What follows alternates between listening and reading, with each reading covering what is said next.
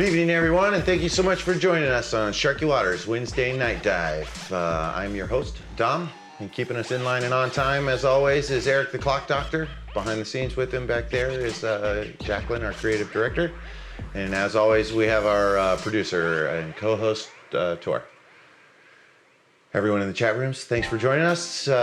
Feel free tonight to reach out to your questions or your comments or your concerns. We're going to be talking about some pretty questionable things. So if anybody has anything to say, then we'll happy to address that. Don't forget to like and share all of those things whenever you're there. We'd love to hear from you guys. And remember, we're live every Wednesday at 7 p.m. Pacific time. We're going to do the 30-minute open swim, like always, with our guest. We're going to do a little bit of different drill this time with the Bullseye Billiards target setup, which is like a pretty interesting setup for training, getting some ball control and ball speed lined up. Guest is Jeff Jerome. Hey, guys. Thanks for coming, man. It's you really betcha. nice seeing you. Crew match tonight is going to be between Jacqueline and who won that ridiculous coin toss? I think technically Eric won it, but he said he was going to pass it over to me. I think there's absolutely nothing technical about that coin toss at all, but that's very gentlemanly of you, Eric. I'm sure that you'll catch the next week. Break pot? Did you bring $10 for the break pot? No, they just told I didn't know about it. Oh, well, so this guy. I'll just take your money We'll spot. I tend to spot them the money. So that's brought to you by the sponsors of Golden West Games. Eric, let's flip the timer, and we'll get after this warm-up drill. Walk me through it. Walk you through it.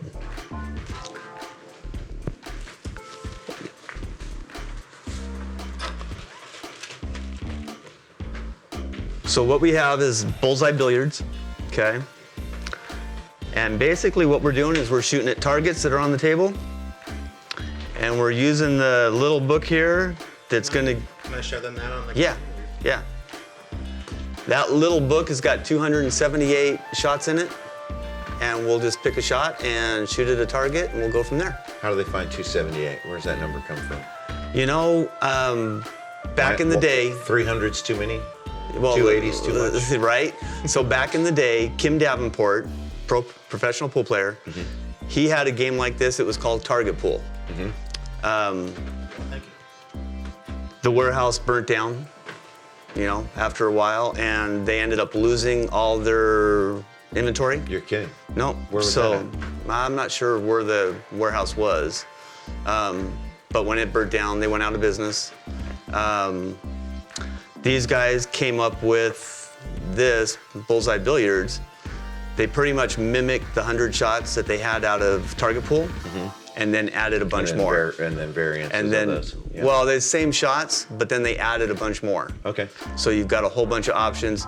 Great training tool for beginners, intermediate, professionals. Have you done them all? Not in this book. In the Target Pool, when I had it back in the day when I had my pool hall, I did all of them. A lot of practice. Yeah. A lot of hours on the table. You get a lot of table time when you run your own pool. Because when you're doing this, you're shooting every one of these shots 10 times, right? To build up a score and to see what you're doing and doing Percentage right. of accuracy there somehow? Yeah. Okay. So you're finding out what your weakness is, what your strength is, where you need to go with it, Yeah. So you start out with the basic shots. You don't even use a ball on the first 5 or 6 shots. Yeah. You're just shooting the cue ball and getting table speed. Yeah, we talk a lot about fundamentals. This season, we had a lot of people speak about fundamentals. This thing really kind of steps up to the next level of implementation. You can have your foundation, your stance, and your pre-stroke routine and all that stuff. But once the trigger's pulled, it's the execution behind it that counts. Right, and you've got to start with the great foundation of, the stroke, the stance, inside the box, outside the box, everything that leads into actually taking your shot. Yeah. So, and Let's then once you get throw this, one out there. throw one out there. You want to just random do it like we used to do verses of the Bible? Yeah, right. Well, let's just see how good you are with your table speed. You thumb it open and it's thou shalt not treat the Bible like a toy, and you're like, right. Damn it. So we're just gonna pick shot number 5, which is just a pretty basic shot. you would think.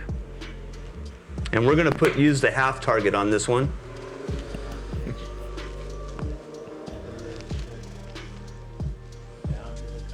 Something about these makes me want to throw them around. Right? So is that dead center? Yeah, I think so. So basically all we're gonna do here is just learn speed control. Yeah. So what speed do you need to hit just to land on there without hitting the end rail? That's too hard. All right. Getting a scale there. That's too hard too.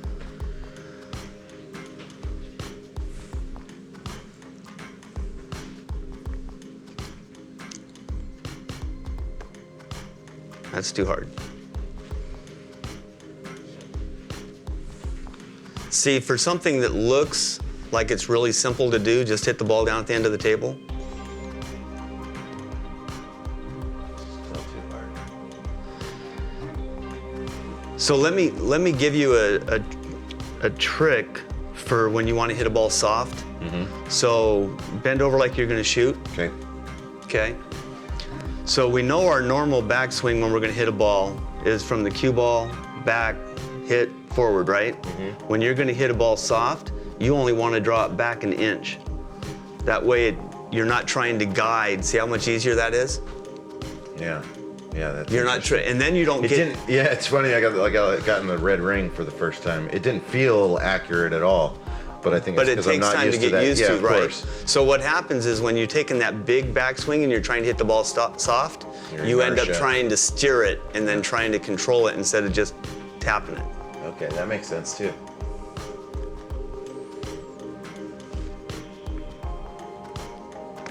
There you go. But see, now you're starting to get the feel. Yeah.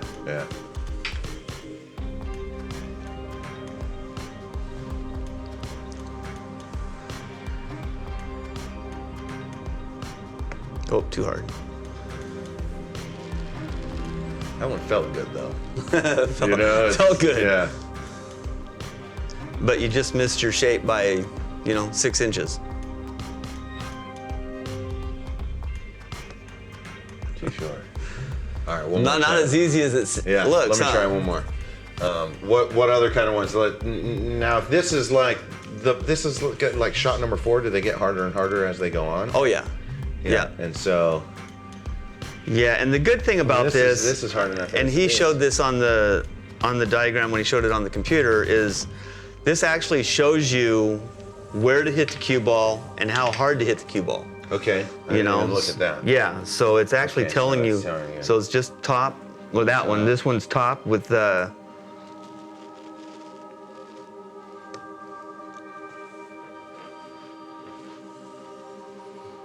Too much top. Right. All right, let me see you do it. See me do it. Just a quick shout out, Jeff Jerome. Jill Jerome says, "I love you." Oh, I love you too, honey. All right. Let's see if I got your table speed down.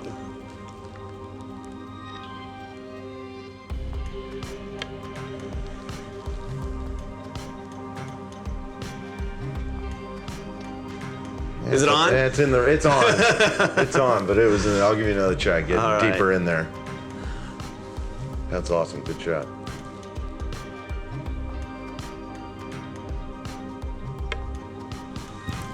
Jeff, can you confirm with me quickly if the website is bullseyebilliards.com? .net. .net. Bullseyebilliards.net As if in you're a network interested in of people. Right? checking this out. All right, that's in the same spot. Let's set that shot up. Look at that, 81. All right. So what do we got? We got a cue ball,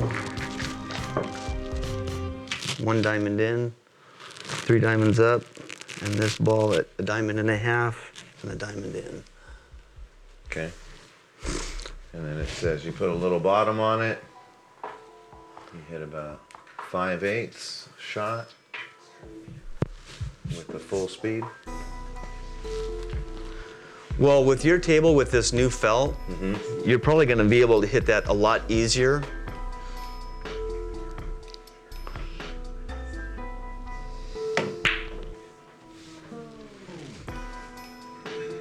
Where was it? 3. I put a little right on it too. That was Hold on. I think we're a diamond. You want to make sure when you do these shots that you're putting the balls in the same spot every time, because that way you're learning. If you make a mistake, you're Right. learning what you did.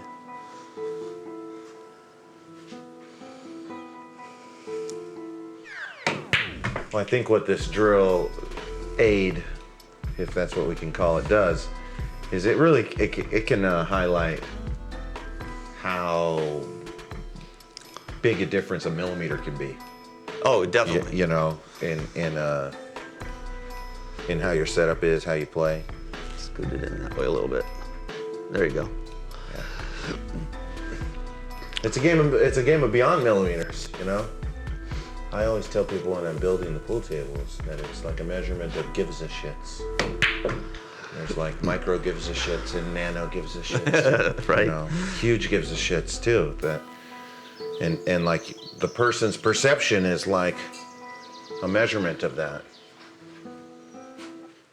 So if you don't have the vision or you don't have the senses and the utilities to navigate micro gives a shits, then that's gonna like hinder your game. It's gonna jump up because and bite the highest levels of the game are on like nano levels. And that's what's good. I mean, we got the big targets, but when you get down to it and you're Right. shooting at the little target, Right. that's the game That's changer when you right know there. you're really getting dialed in. Yeah, I came off too wide off of this. because you're not drawing the ball. Yeah. So what's happening is you're drawing a little bit, and you're hitting here when you need to draw it up to here, and have it come down. There you go. Still short. But that's hitting it harder. Yeah. And with Not- your yeah. table and the fast speed on your table, which I love, you don't have to hit it as hard. You just got to get the draw. Get the action on it, right? Yeah. I'm not even chopping my cue here. Let me try. And always remember to chalk your tip. That's Eric's advice that he always wants to put on the cue cards. Oh, chalk your tip, Don't forget to chalk your tip. right? Which actually in practice is probably one of my worst things. I just always seem to not think about chalking my tip when I'm practicing. Until I miss cue. And then, Then you're like, I got to chalk my tip. Thanks for the reminder, Q. What do you say? Thanks for the reminder. You got to chalk it up. I remember Ed Hobbs was talking a couple episodes. By the time you miscue to remind yourself to chalk your tip, really, you don't need to chalk it anymore because you're going to go sit down. Exactly. Yeah, you done lost. One time, I had beat Ed in the race to 3 at Malarkey's, and he shot a shot and he thought it was going to go. It was like a long table bank on a safety that I had played on him, and he was like frustrated. You know, you like out of instinct you grab the chalk even though you missed it. You grab the chalk and he's like, "Ugh." And I told him, "Give me that. You don't need that where you're going." And he was like walking back to the chair and he looked at me. He's like, "You're right. I don't." It's like, you're right. You don't need it by the time that happens.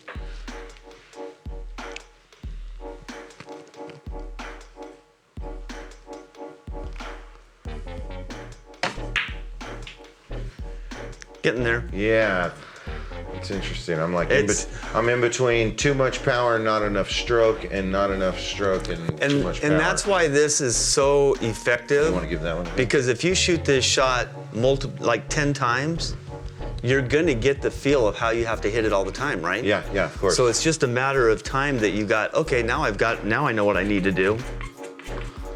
So when you had your pool hall, you had the older version of this. Correct. Well, how long have you had this one?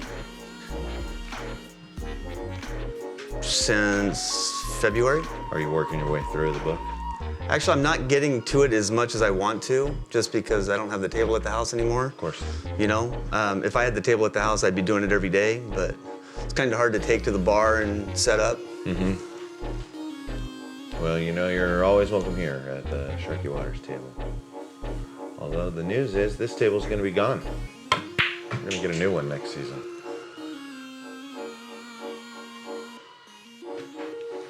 Close, but no cigar. So I drew that a little too much.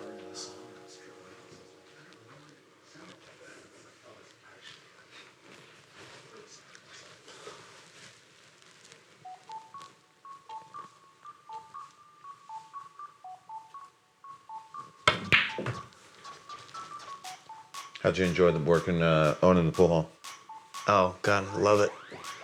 Are you Love it, love it, love it. Are you in the camp of considering a pool hall in the vacant market? That is Tacoma. I'm always. Don't tell my wife though. You're not watching this, are you? Yeah, right. Earmuffs. Earmuffs. I would love to do it again. Yeah, I would imagine that puts that's a completely different perspective from like the one who's got to stay at the pool hall and guard the fort, so to speak, and then the one who's at the home. Christ, ooh, that one's looking good. Spent a lot of time at the pool room, I'm sure. But now it's TSPN. Now it is TSPN. So we're The scam that is. the scam that everybody, not everybody. I mean, TSPN is a multi-level business. Mm-hmm. It gives the players an opportunity to earn a little bit of money. Right. It's you're not I'm gonna gonna rack up some balls. Yeah, you're not gonna get rich playing TSPN. It's more of getting the everyday player out there. Mm-hmm. That's why it's TSPN, the social pool network. We want to have everybody out there playing pool. Yeah. Promoting and the game. Promote the game. I mean, that's what it's all about. So what TSPN is, it's a singles league that you can play anybody in the network. You can play anywhere, so anybody could come over here and play. Now, just for clarity, because I know we have viewers from like all the All spectrum over. of skills. Right. By singles league, you mean like we can go there and meet dates? No, Okay. this is not a dating site. This is pool. So you're setting up singles matches against people that are in the network. You can play anywhere and you can match up at any time. So it really helps with the people that are hindered with schedules. So single matches, one person versus one person at some location that you guys agree on. Correct. Okay. Yep. So I could come over here and play you a match and we could log it in and we'd be good to go. Right. I pony up some cash, you pony up some cash. How's the finances work on all of this? Where's the scam come into play? How's my money wind up in this guy Alan's hands? With the no help scam- to the pool community. the scam- which seems to be the argument. on Which the other the side. argument is it's a scam because it's multi-level. So it's multi-level marketing. So as a promoter within the company, so that's what I am. I'm a promoter within the company. I'm promoting the league. As I refer people into the league, I get a commission when they sign up. Yeah. Okay? So, and if people aren't in multi-level marketing businesses, they don't understand how a binary and a unilateral commission pay scale is. It can be confusing, but we also want just players. We're not open up just to promote. You don't have to be a promoter, Yeah. right? We have two options to become a player or a player promoter. Okay, I'm So- interested in being a player. You're a as player. Of now, hypothetically speaking. Hypothetically speaking, you want to be a player, it's $25 a year, Isn't that the same as? same as APA, and $20 cheaper than BCA. BCA is $45 a year, Okay. and then $25 a month. So APA's, if you play every week, is $28 a month. Okay, so you're beating them out there. And on, BCA is $25 a month. Okay. So we got BCA on annual, and we're the same for the monthly. The cool thing is, when you sign up, and since you can play these matches whenever you want, you're not locked into Tuesday night at 7 o'clock, right? So Now you're talking my talk. You're talking my talk, man. I have a real hard time squeezing my schedule in, and Tor too on his ability to get into leagues. get and into the stuff. leagues and stuff because of time, Yeah, right? absolutely. So now you can play your matches whenever you want. You play 4 matches a month, right? You play all those matches in one day if you got the day to do it, right? Or you can play one a week. You can play whatever fits your schedule, right? So that's the benefit of being a player in TSPN. How many matches are you playing a week as a promoter to go around? You got an arrayment of people who have already signed up and who are playing. You guys all play each other? Correct. Okay. So right now we've got 20 players in this neck of the woods in the Pacific Northwest up here in Washington in this area. The company is based out of Oklahoma City. A lot of players, Oklahoma and Kansas City, because it's based there. Yeah. There's 1,000 players already. I know a lot of the crew have heard the story of my long lost brother, who like wound up becoming who was like a great pool player, and he was from Oklahoma City. And Oh yeah, well, everyone here plays. everyone here plays. Yeah. So I mean, being able to play against anybody, the format is 8-ball. Now, do they have a 9-ball format? We have a 9-ball format. We actually have a cool game called Saratoga, which we haven't even got involved out here yet. Is that some 3-ball? It's actually not 3-ball. You use all 15 balls, Okay. and you have to shoot them in rotation. So Okay. if I'm solids, I shoot 1 through 7, and then the 8-ball is actually a black ball. But you have to shoot them in rotation instead of just playing shots like 8-ball. Now, if you're stripes, do you go Same thing, you should- 9 through 15 or 15 down to 9? 9 to 15. Okay, and then you go back. They're actually, the set of balls is actually 1 through 7 solids and 1 through 7 stripes. I got you. So we don't even have the set gotcha. of balls for it yet. Cool. So they've got one set that I've looked at, but we don't have them in this area yet. And they're working on the handicap system. So when that comes out, and they are working on the handicap system for 1 pocket. So we'll have 1 pocket. We're going to introduce 10-ball straight pool. Now, isn't there already a handicap, pretty well universal known handicap system for 1 pocket? Well, Are they going to try and reinvent that wheel? yeah, because it's with 8-ball, there's 15 balls on the table. Okay, every ball is accounted for, so you got 15 total balls every match, every game. There's 15 total balls, right? At the end, you play 10 games, and you play alternating break. So you're playing 10 games, alternating break, 150 total balls.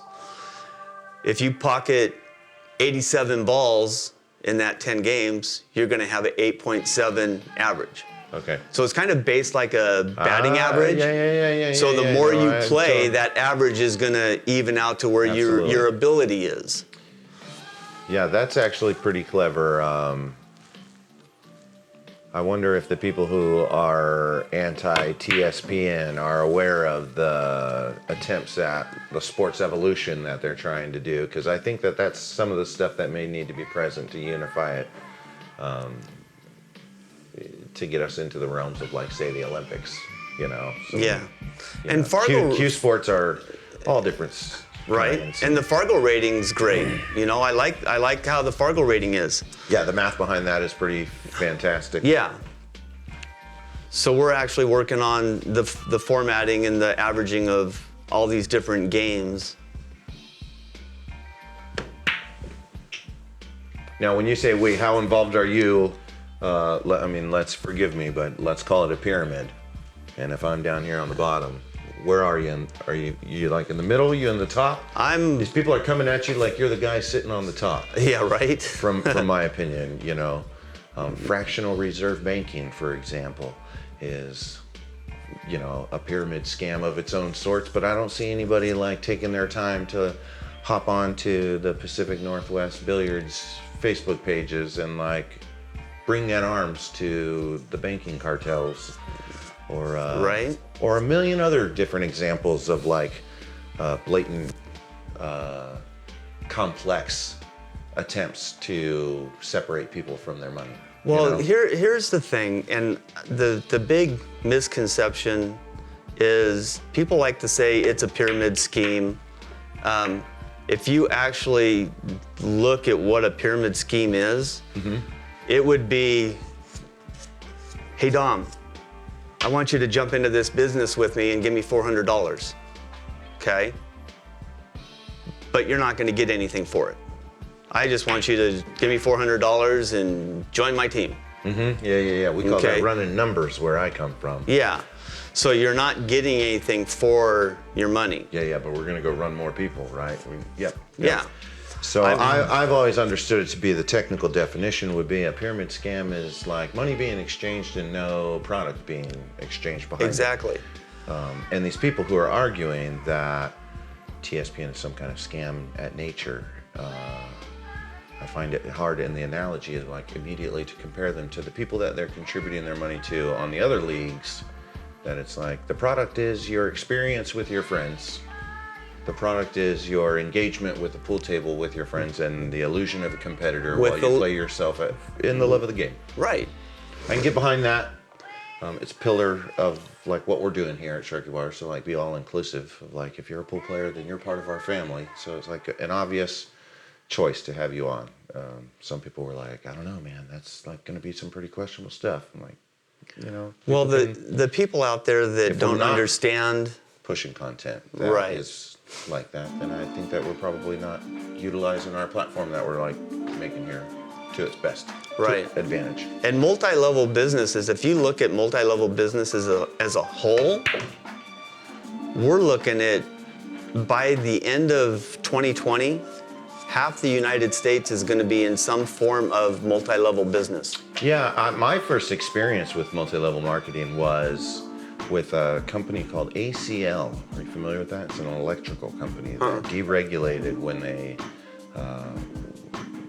like this is like Houston, Enron, power company corruption days. Yeah. That they deregulated the power companies of like the South in Texas, and out came this company that was basically like a marketing agency to get you to, it was like a power company, and you went with their power instead of all the other power companies. Right. And then you worked with them, and then they also offered phone services and stuff like that. And I was like 14 or 15 years old, and I had a friend of mine who is like one of the like head artists behind Oculus, like virtual reality stuff now, like lives in San Francisco and does really well. Doing like fantastic work, says things like, you know, there's hundreds of thousands of times more virtual reality design than there is of reality. Right. Yeah, like side note. Right. You know, this guy's like always been a go-getter, all the way down to like, hey man, you got to come to this meeting with me. Right. And it was like, very exciting, and but I just didn't have the drive, you know. Yeah. I got involved, but didn't have the drive behind it. Kind of learned my lesson in that. But I like to support anybody's anything.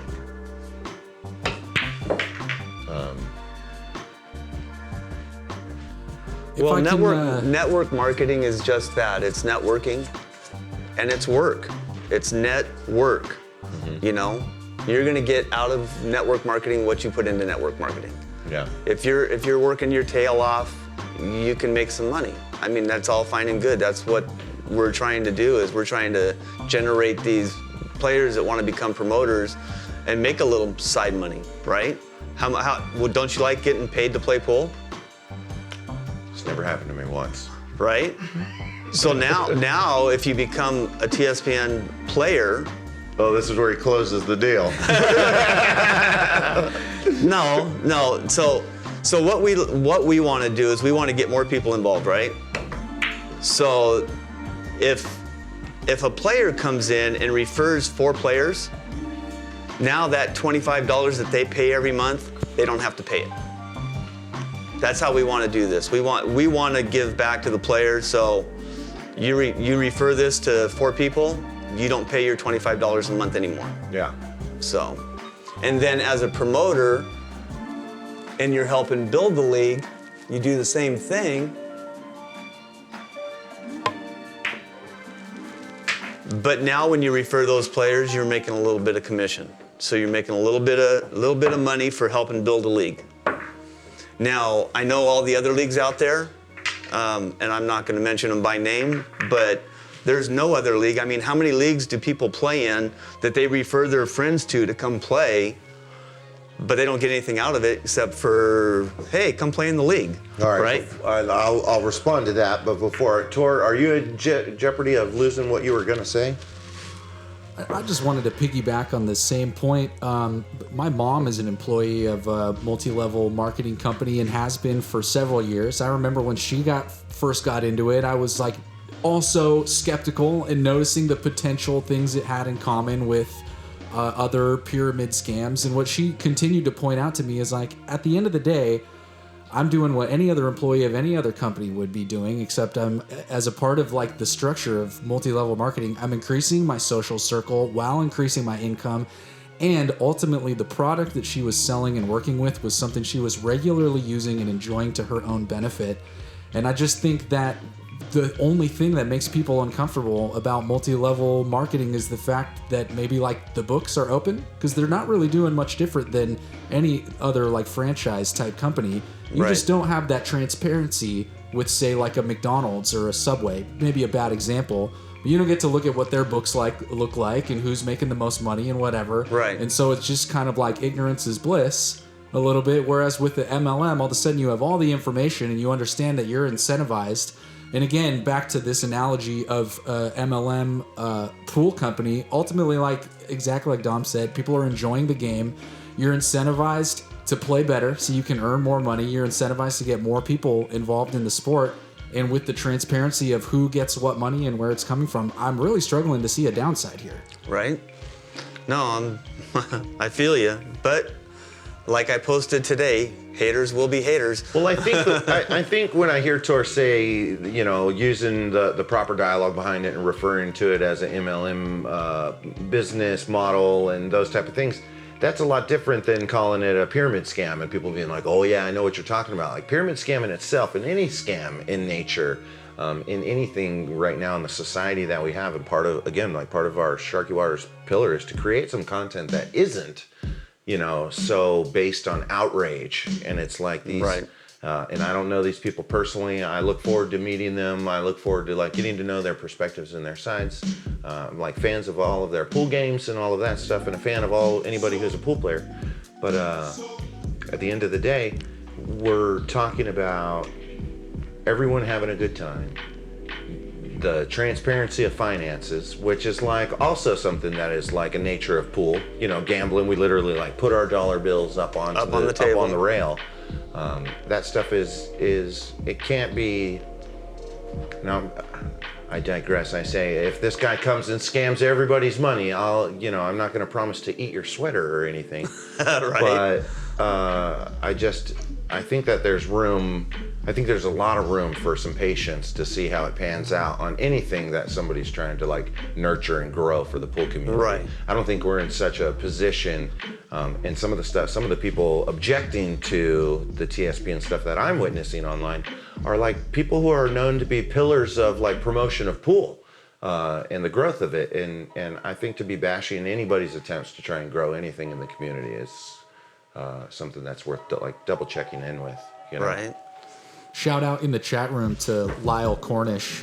He brings up the fact that there's a huge difference between a multi-level marketing pool company and a Ponzi scheme. They're not the same thing, and I think maybe people hear one and think the other. Yeah, absolutely. That's absolutely a Absolutely. good point. And that's what I'm saying. It's like people love to be outraged, and so these buzzwords, they're quick to have them attached to their emotional stance. They're And quick to judge. Once your emotional stance, it's just like a pool game. Once your emotions are involved, it's hard to release that. Even if you're getting fed data, you know, and you're telling yourself, oh, it's on the rail, or it's this, or it's that. It's like that shot could be an easy shot, but if you're on tilt and your emotions are involved, then all of a sudden it's a totally different debate. Right. You know what I mean? And then you have a few people that are putting that negativity out there, and then people are not doing the research and finding out the true reality. Mm-hmm. You know, and that's where we're in that dilemma of, okay, people. Fake news. I put my phone number out there today, said anybody wants any information, call me. Yeah, You know? absolutely. So Absolutely. I'm here to answer all your questions, you know. You might not like what I got to say, but, you know, might not like what you have to say. Yeah, but again, my point is that if you called up the bank and you told them you want to talk to the person who's in charge and you want to know the ins and outs of how they're making their profits, they're not going to give you much answer. Right? So I really admire the transparency behind it all. It's a great point that Tor brought up. Hey, that's it. Are we done for time? Yep. All right, Oh, everybody. you're not going to lose the Crew second match. game. We're going to take a quick break. Thanks for tuning in nice and early and catching the open swim. We appreciate all the comments and people's thoughts on the topics. and that we were talking about here in the interview. When we get back from our short break, we're going to have our crew match of the week. We've got some crew members out this week, so we're going to have Jacqueline subbing in for Cassie, and Eric and I flipped the coin earlier, and luckily I won the flip, or the spin as it were, and so I'm going to be subbing in as our next crew match player against Jacqueline, see if I can take the cake here. All that and more when we return on Sharky Waters, The Night Dive.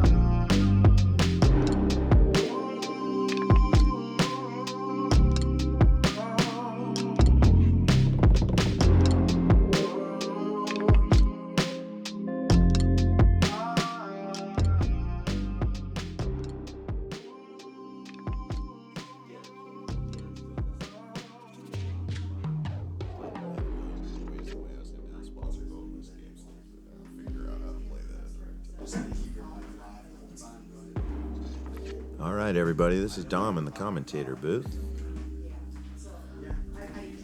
I'm going to be here with Eric.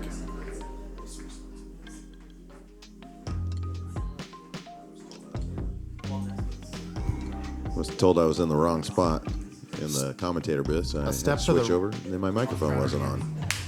Step to the right, please, Dom. And we're ready to go. Here comes the coin flip. Jacqueline called the crown, and it is the crown. All right, here we go. Jacqueline's break.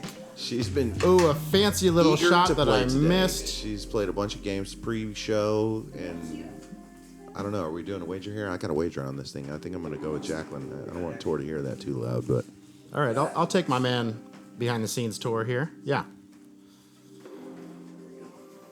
Where is this cue at? what's the wager? Well, Tor wanders aimlessly looking for his cue. Jacqueline's getting set up for the break. Say wanders aimlessly?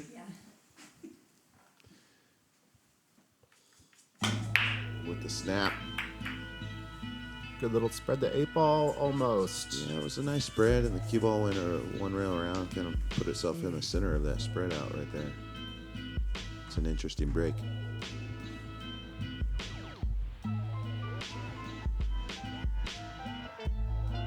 Wonder if we see a carom. Yep, there's some carom action. It's moving. I Ooh, played got another love there. I played Tor quite a bit, and he loves those shots where he can get that 9-ball moving around the table sometimes. You Yeah. never know. Hit it hard enough, and it's bound to go in eventually. That reminds me of Vince when he made that one shot and said, "That's those high dopamine shots."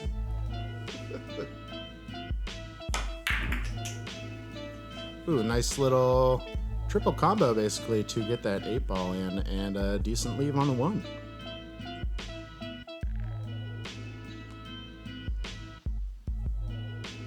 These two are looking real refreshed after going out on the festival lifestyle. That shot was textbook. Also, it's got to be quite tiring to go on that adventure and all that driving and all that energy expelled throughout the weekend. Dancing, moving. Just barely lips out the 2 there, and looks like leaves Tor with be able to hit the 2. We might have to combo or play it safe here. That's got to be super frustrating because she made an immaculate 1-ball shot and then gave herself a perfect leave on the 2-ball, and it even had like a pretty natural 3-ball shape, and you can tell she was going for that, and none of it worked. If you could see her face right now.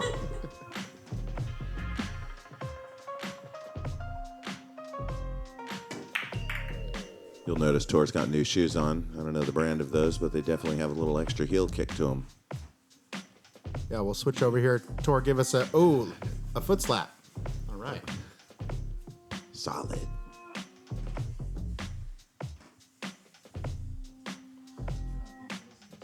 Yeah. Looks Yeah, like it's a an pretty interesting decent leave design. on the 2 here. And if natural shape, can come around a couple of rails and maybe have a shot on the 3-9. Yeah, she's looking at it for sure.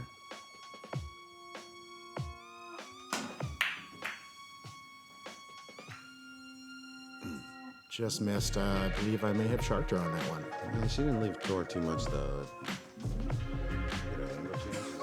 Is that the aerial? Yeah, see, he's on the other side of that side pocket center line. So as he shoots across that 2-ball, if it tries to cut into the side pocket, it's gonna actually travel closer to the cluster. Cut would be real tough to negotiate. Not saying it's impossible.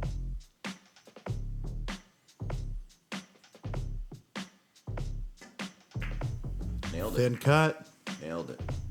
and it goes in with perfect speed. Yeah, it was perfect speed too. I was actually noticing with the aerial shot too. You look down and you can see the posture of Tor and his alignment with the cue was like straight down the center of his skull. Man, he's really got his chin above the cue there on his shooting. It's good form.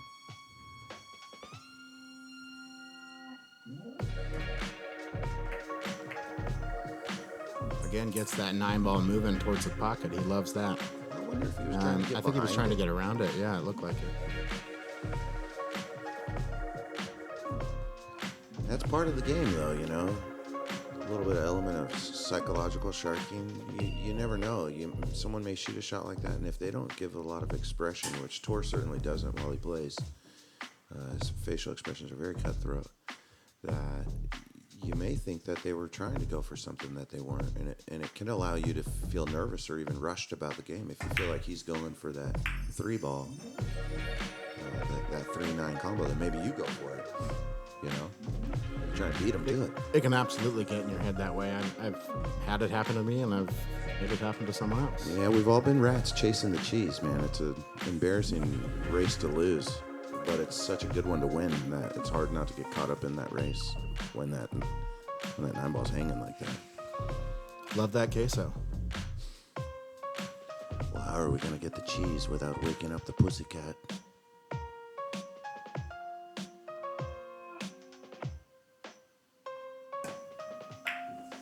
Tor and I worked on that shot a few weeks back, I believe, and it shows. It's a nice cut there. Yeah, they call that getting the roll though on that one. Man. It really went in his favor there. Jumping up real quick and hitting the shot. Oh, I was afraid he wasn't going to leave himself too much. He didn't seem to take the time to think it out like he normally does on his shots. Tor's been watching a lot of pool lately, though. I wouldn't be real surprised if he finds a way to just graze that far, leave it pretty close, and hide the cue ball somewhere. See, look like magic back there in the corner. Shadow. Doing that. Fantastic. Top right corner. Yeah, if you do, you get a stick. Yeah. We haven't even said yet, but yeah. Yeah, don't forget, folks, we just got wind that there is a little shark hidden somewhere around the room in the camera view. So if you can find it and you can let us know on the thread where it is, you will win a free Sharky Water sticker, and we will get that out to you. So good luck and happy sharking. You can see Tor's real proud of that shot, man. There was some bridge technique and a long stretch, and he just played the heck out of that safety. He's going to leave her with not very much. She's going to whip out some Jacqueline magic. Where it stops, nobody knows. I was like real nervous that I almost hit the cue ball before I stroked it. And I was like, a little weird. Yeah. Well, I wasn't trying to shark her. Her shot had happened already. She had played her card already. Well, what are you doing on Sharky Waters then? Touche. Yep. I think Tor might have been chasing the cheese on that one again too. Multi. Well, Jacqueline will be the one rewarded for that. Had to be said. It's a long shot. That's about as far as it gets away from the two balls. Away from each other. I mean, I'm corner seeing to about- corner like that? Yeah. 4 inches in front of the purple ball and 6 inches in front of the... Yeah, I can do that though. I've done that several times before, especially at the perspective that you're looking at it, that it's like all cue ball colored at that angle. Just for you folks out there, the purple is the 4.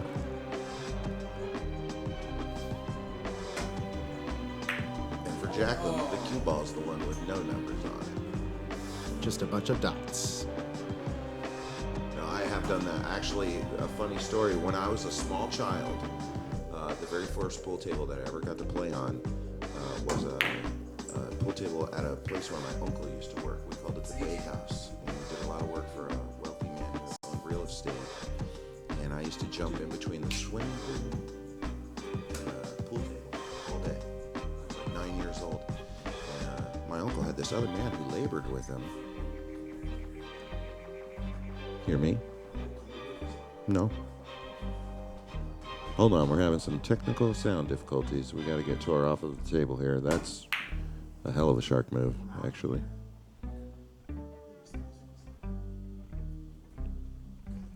There we go. So as I was saying, when I was a kid, I used to play pool at the Bay House, and I used to jump in the pool, and then I would swim until my hands got wrinkled, and then that if I put the white chalk from the pool cue chalk, that I would suck them back to regular, and so I'd go play pool. There was this guy who worked as a laborer for my uncle, with my uncle. He wanted to play me pool one time, and we were playing 8-ball, and he got down to the 8-ball, and I was stripes, and I had the 9-ball left, and he shot the cue ball in a way that he hooked himself on the 9. And then he tried to use the 9-ball to shoot the 8-ball in. And I stopped him and was like, that's not the ball you use. And I still to this day don't know if that guy was making the genuine mistake of thinking the 9-ball was the cue ball, because that happens. Or if he thought, I'm playing like a 7-year-old kid right here and I'm going to pull this win off. She didn't leave him an easy shot. It looks like he's going to carry him right into the intended pocket. Yeah, you call that safe, huh? Just like Coach drew it up. Right? There's that one out of your bullseye practice. I don't know. Sometimes you shoot that shot and, it makes for a real, gives it multiple target zones to go in. Trying for another bank, which we were working on a couple weeks ago. Looks like he just that was last that week. one. I We're really back. wish we could redo the bank shot drill. That was a tough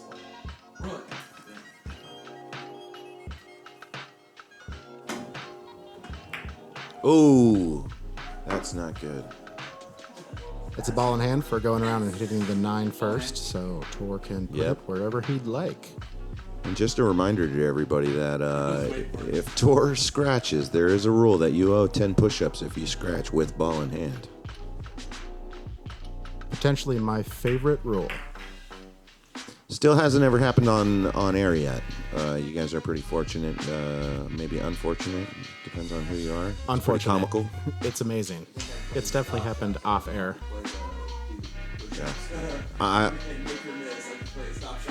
Yeah, Jeff is saying that he'd just play a stop shot and play super safe. We're going to find out because, those rules apply in the shark attack here. So I'm not going to lie. I have been guilty of having to do push-ups. I just, in my defense, I was trying to go for breakouts. You know what I mean? There's always some weird logical reason why you put that weirdness on it. Sure.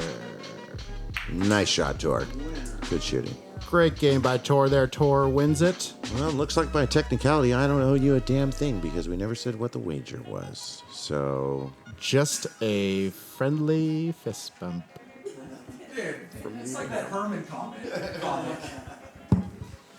All right, folks. Look, if I lose, the bet's off, okay? All right, folks. We'll take a quick short break here and then get back to the Shark Attack, where we're going to have Dom and Jeff Jerome play a match of 9-ball, race to 7. So that'll be a good time. Stick around. All that and more when we return on Sharky Waters, the Night Dive. You gotta give it the Tim Whitworth and I lived there. Howard Stern. Someplace.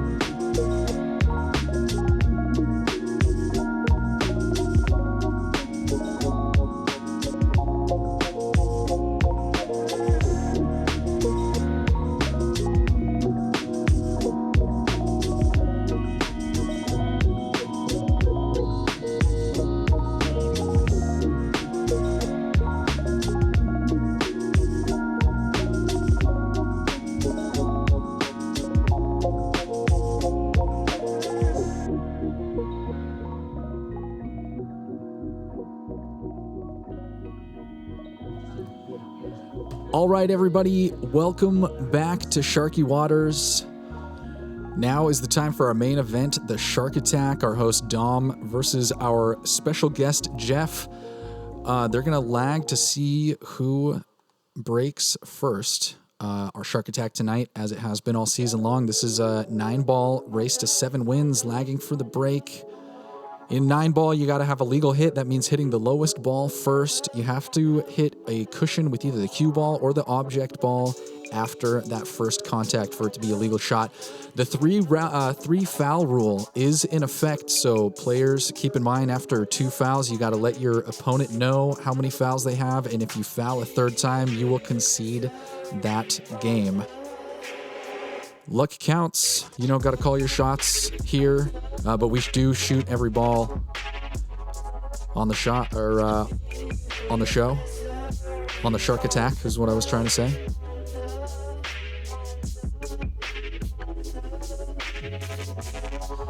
Unfortunately,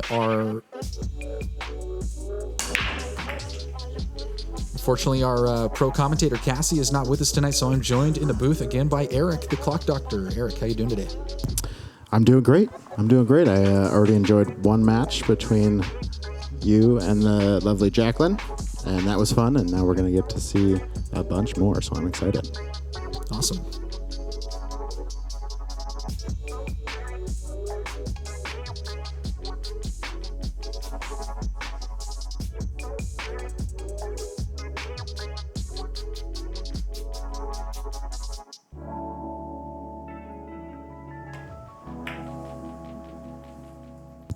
Looks like he was going for a safe there, but I don't believe he hit it quite hard enough. He gave Dom a shot in the side.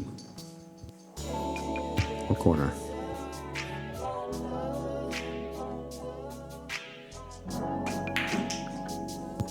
Dom decides to go for the side and pulls it back. It looks like he's got a good shot on good shape on the 2. If he can bring it back around for the 3, that's a good little run.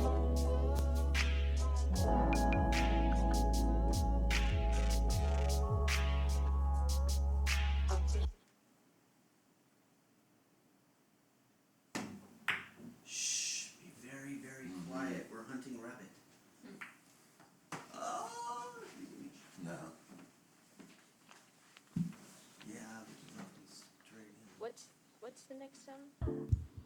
Just barely missed it there and left Jeff a good look down the long rail. He can pull that back off the rail actually and get good shape on the 3. So let's see if he does that here.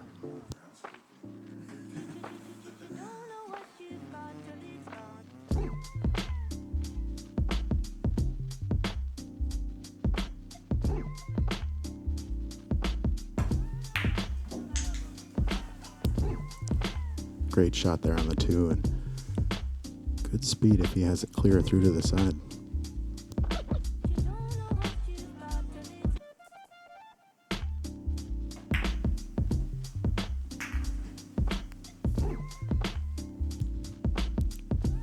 Great, nice and easy shot to leave a good lead on the 5.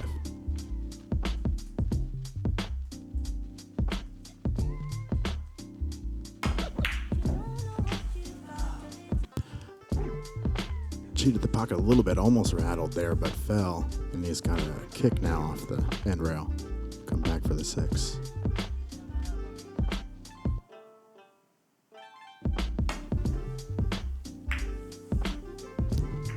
It's a good hit.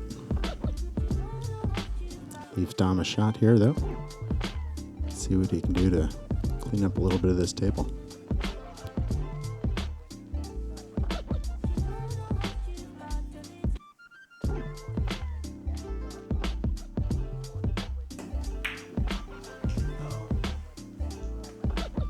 Hit it a little more firm than I think he was intending, but thin cut, but it's there. Cue ball's going to be running around the table a bit.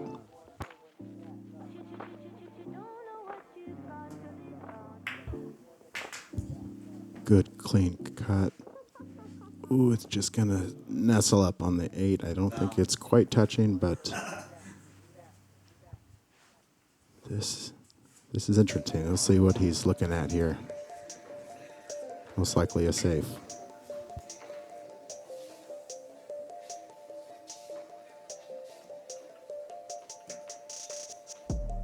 Barely clips the 8 and brings the cue ball around. Ooh, a few inches shorter, about 6 inches shorter. It would have been a perfect safe. Just leave it right there behind the 9. Drifts out though and gives him a basically straight in shot on the 8.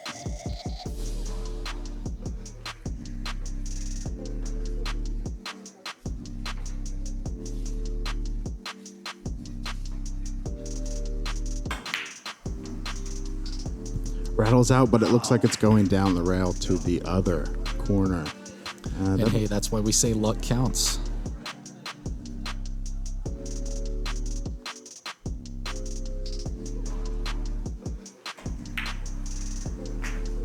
And follows it up with a good clean shot on the 9 into the side. So game 1 goes to Jeff Jerome.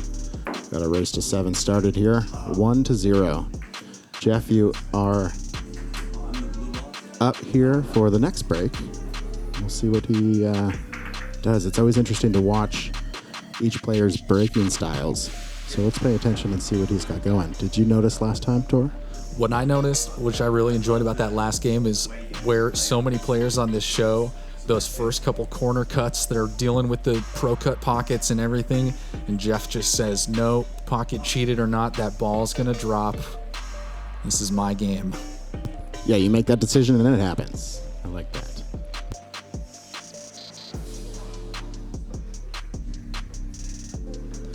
And speaking of those pro cut pockets, shout out to Cliff Schmidt, who actually just purchased this table. We got just a few more short games on this, and then at the end of the season, it's going to be finding its new home over at Cliff's place. That's exciting. He's got a little piece of history there. Sharky Waters original. Yeah, big thanks, Cliff, for the support. Obviously, we know you're going to enjoy the table, but our big thanks goes to you because that sale is going to help fund the future of the show and more promotion and more equipment, and it's just a big help to us. So thank you very much, Cliff.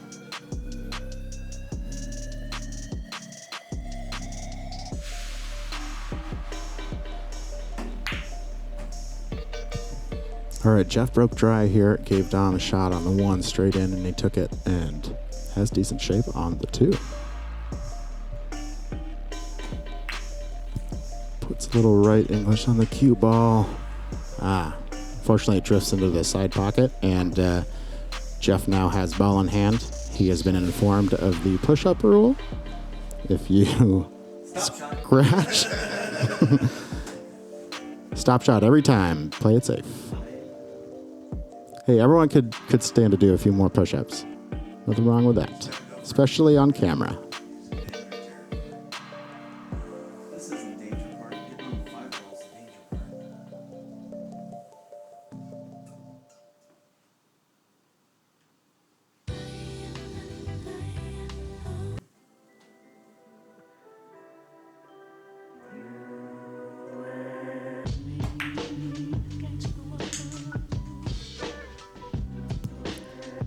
Great shot on the 3 there and drifts it just forward enough to have a good look on the 4 and then bring it back to the other side of the table to look at the 5.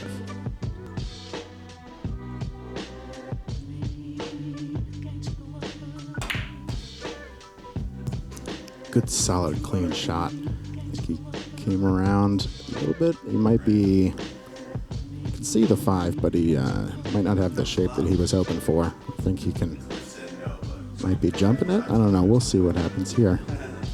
Yeah, he's pulling it off. Here we go. First jump shot of the night, folks.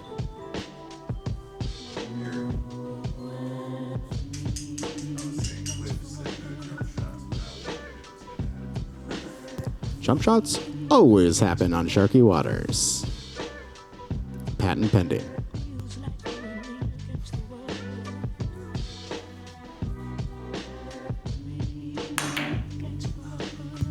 Oh, all right. That was a great clean jump shot. Barely missed the intended side pocket he was going for, but it hit off the fin and threw it right quickly into the other side pocket. And it looks like he has a pretty good look on the 6 now.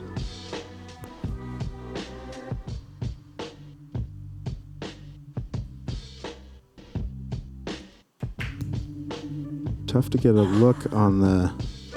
he was going for a safe there. Trying to keep that cue ball about 4 inches shorter to hide it behind the 9 ball.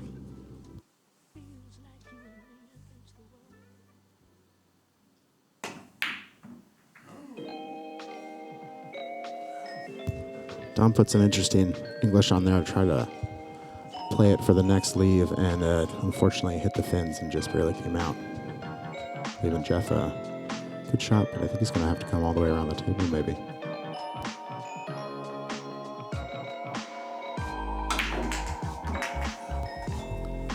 Just as quickly as he made the 6, the cue ball went into the side.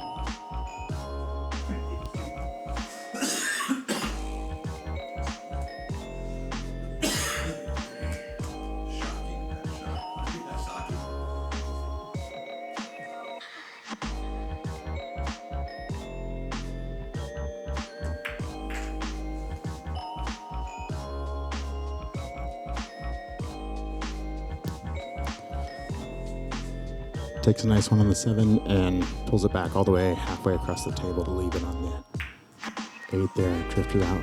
Stop. And looks like he's still got a shot on the 9. Decent little slice here.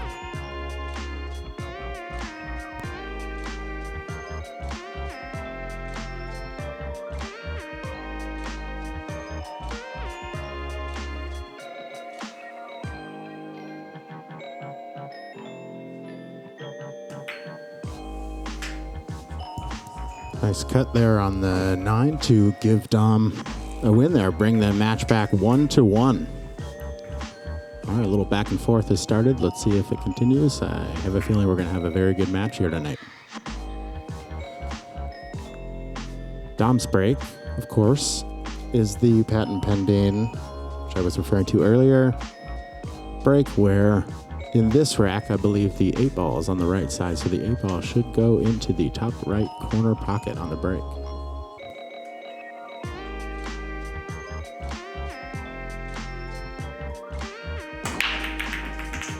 There you go. 8 ball went right in there, 2 followed it. Nice spread all around the table. He's got a clean shot on the 1. You can squeak it by that 5. He's got natural shape on the 3 after that.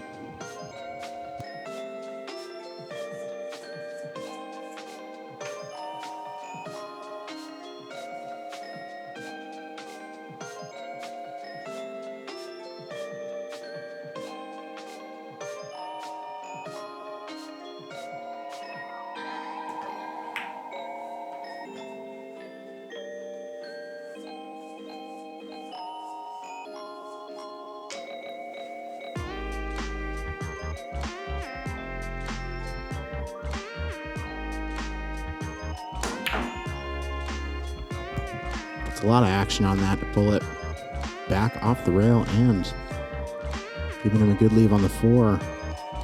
Puts a little top on there. You can bring it back to the other side of the table or a little right and pull it around 2 rails. Opts to go right in between the 2 a little bit and unfortunately hides himself behind the 6. So he's going to have to do a kick shot. I think he's far too close to jump. But we will see.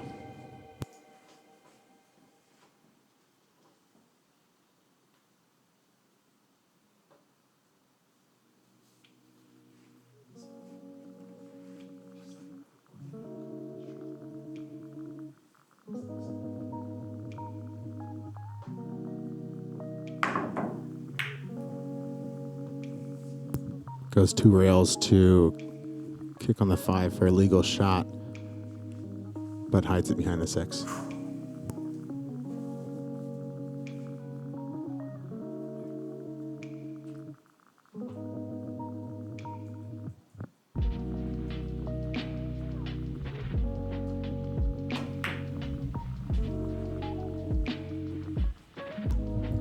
Opts for a safe shot, but I think again he drifted it a little bit far. Gives Dom a good look on the 5.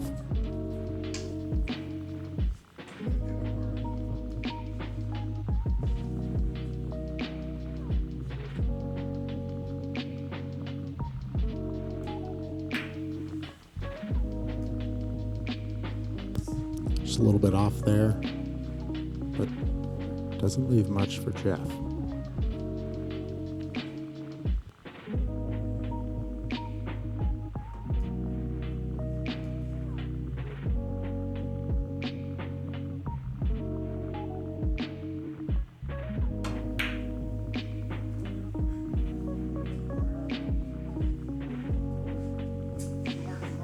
leaves Dom a straight in shot here on the 5.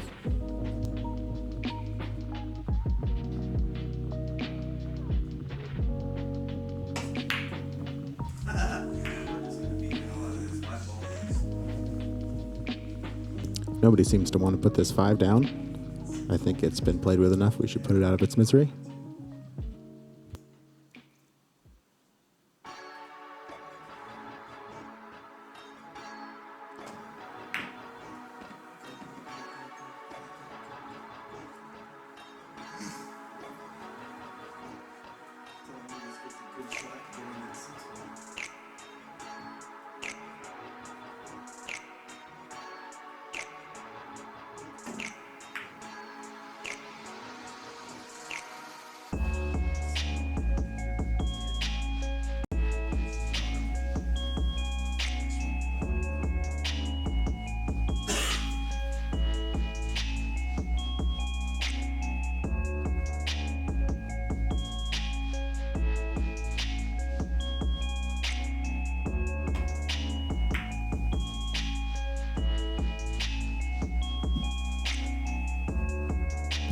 They keep toying with this 5 ball. Going for safes.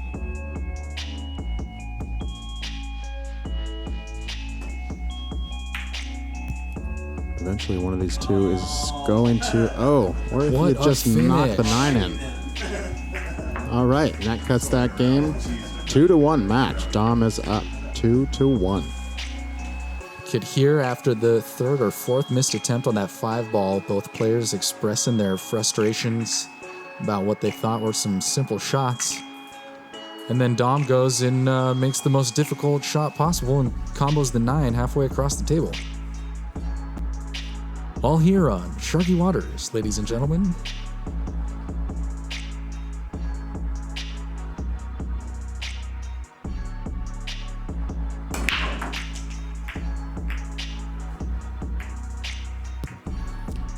Again, 8 ball goes into the top right corner pocket.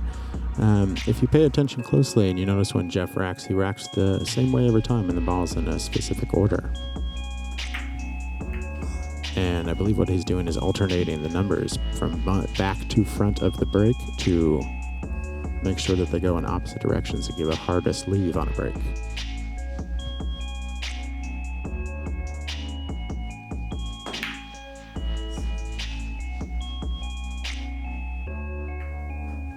Just a little bit off, leaving Dom almost the same shot, just a little bit closer to the object ball.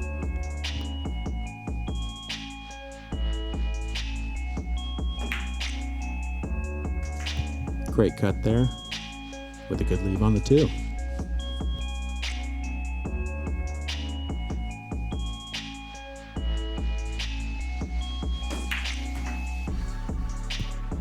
Knocks that one right in, but pulls it a little bit further back than he was open for. Still got a shot.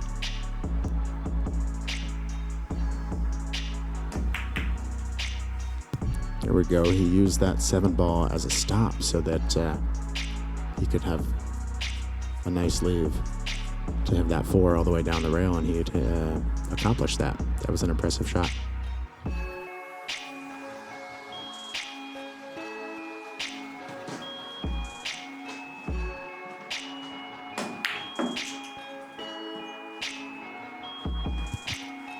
Nice firm shot on the 4.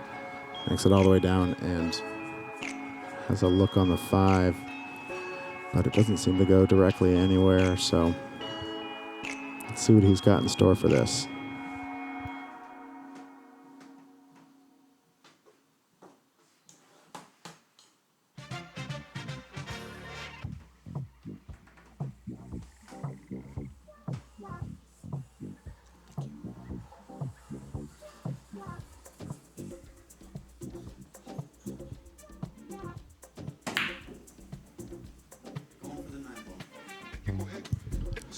Got a few balls moving around the table.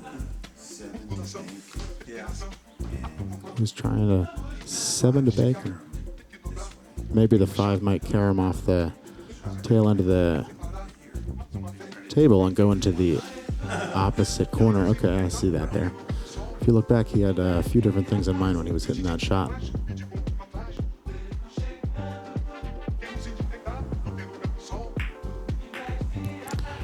Nice slow roll down the table to knock that 5 inning.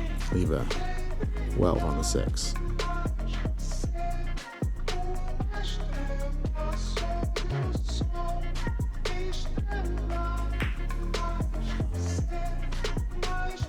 Again, nice easy drift down the table. Natural follow to leave for the 7.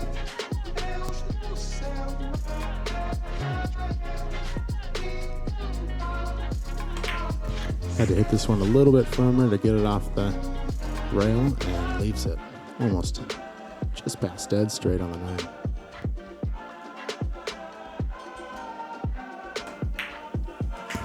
There we go. The match is at 2-2.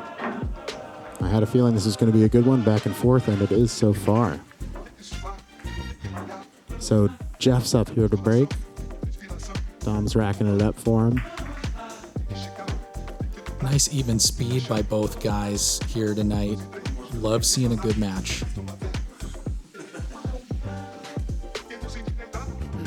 Tell you what, speaking of even speed, on another screen back here in the commentary booth, we've got Game 3 of the NBA Finals going on simultaneously. And Toronto's up at the end of the 4th quarter. Sorry for the spoilers, folks, if you're not watching the game. But, man, they just do not have an answer for Kawhi Leonard. Man cannot be stopped. One goes into the side there. He's been trapped behind the 6, though. He's doesn't have a clean shot on the 2, so he's going to have to kick it.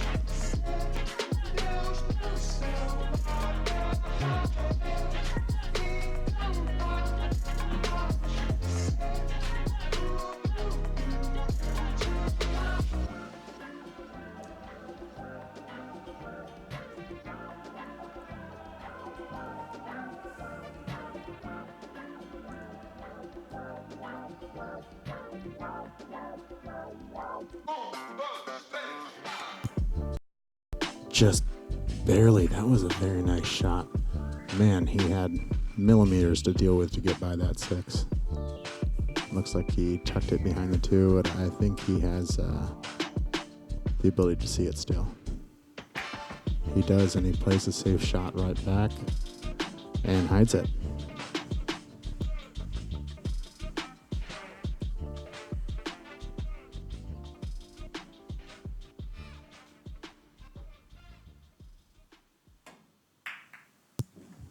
Again, I was wrong. He could see it.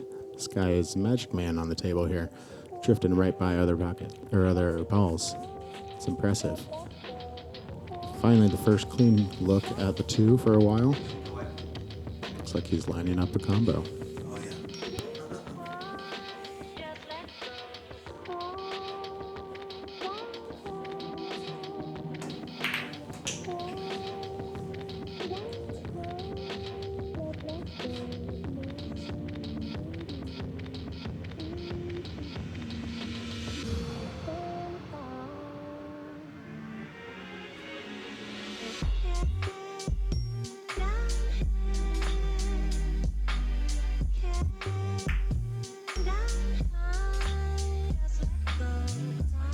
He was trying to hit a little bit firmer and hide it behind the 8 there, but left it open for Jeff.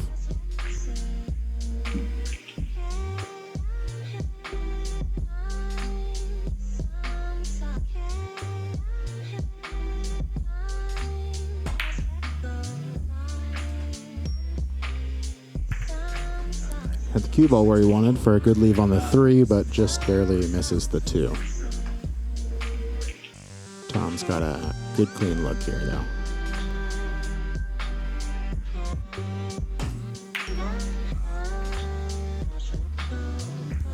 Man, these fins are giving these guys a hard time tonight. Pockets are tight, don't forget, at Sharky Waters. They're tough. Eat ya up.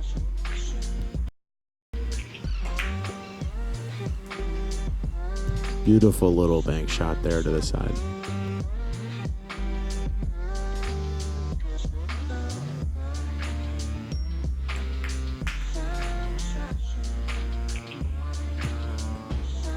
Nice, easy shot. Leaving it on the floor. Good look.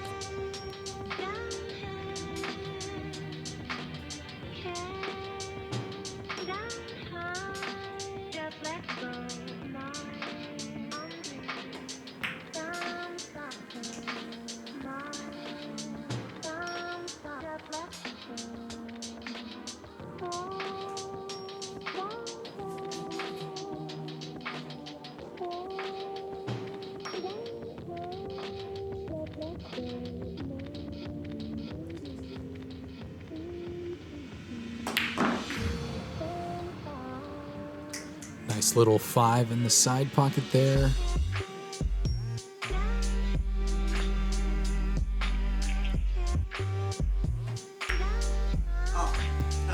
Ooh, unfortunately that 8 drifted off the rail and knocked it out, but cannot see it. Dom cannot see it behind the 9, so. It's the point where you got to be, oh no, that was a safety. Exactly, yeah. We love backpedaling here at Sharky Waters.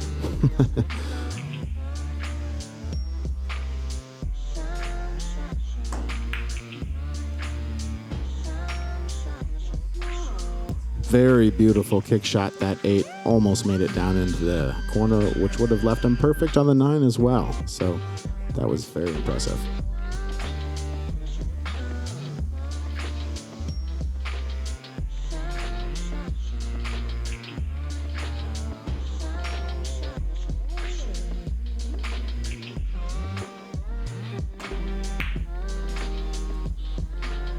Ooh, just rattles out that 8.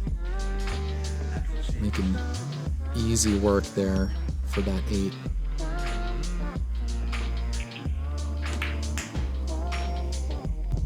Not a problem. 2 rails. Looks like it's going to maybe hit off the 3rd. No, it's going to sit right there close to it, but he's got that 9.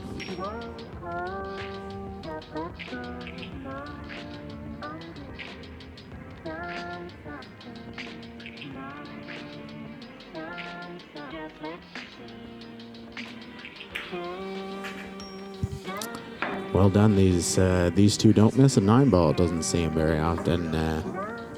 Bringing the match 3-2. Dom is up. Yeah, I love the back and forth here.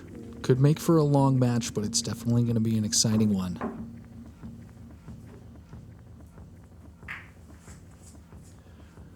Love all the safeties we're seeing here too. No one's letting their offensive ego get in the way of the game. They're really making the opponent work for every shot.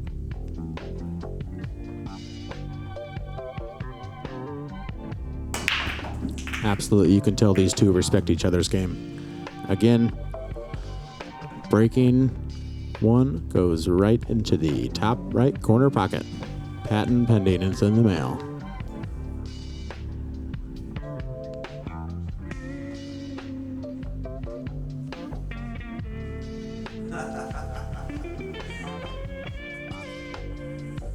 Dom was just letting us know back in the commentary booth that they're feeling a little bit of a rematch vibe here. They played a tournament on Monday together and took 1st and 2nd. And so, yeah, they are both itching to get this one tonight.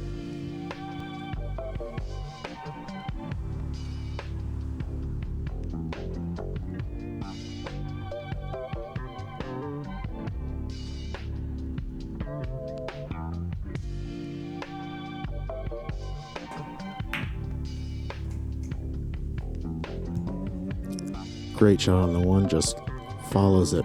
Beautiful speed to leave on the 2.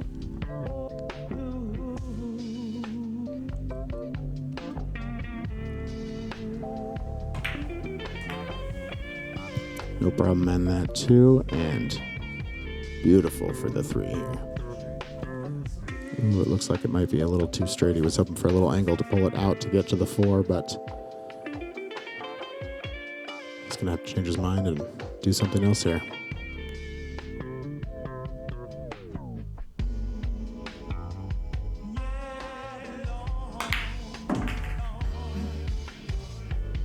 Opted to pull it back off the rail. Did it beautifully. He's got good shape on that 4.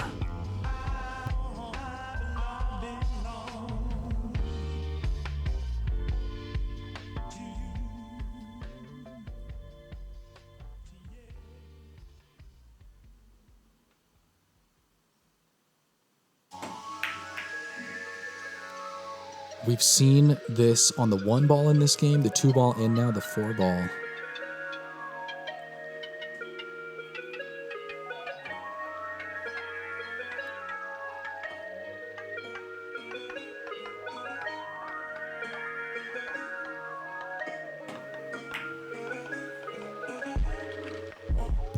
He was trying to put them on opposite ends of the table, and he accomplished that. They are both almost on the rail.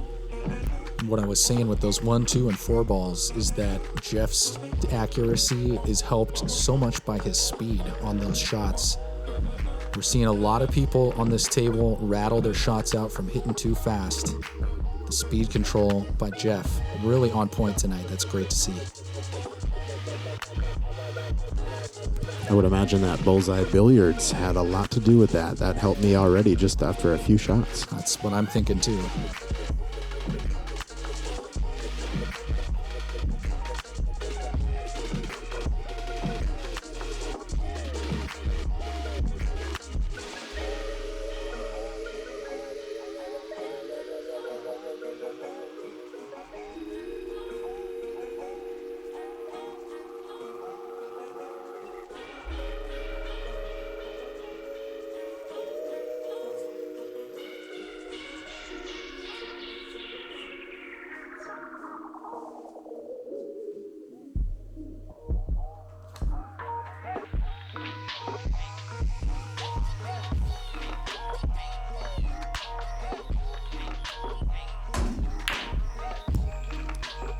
Puts a fierce shot on that.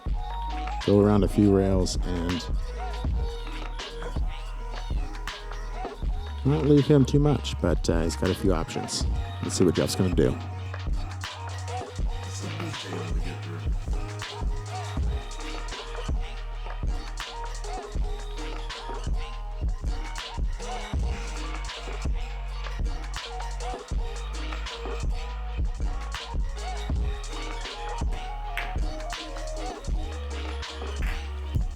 Man, that was clean right by that 8. That's a number of times we've seen Jeff hit great bank shots with perfect speed again.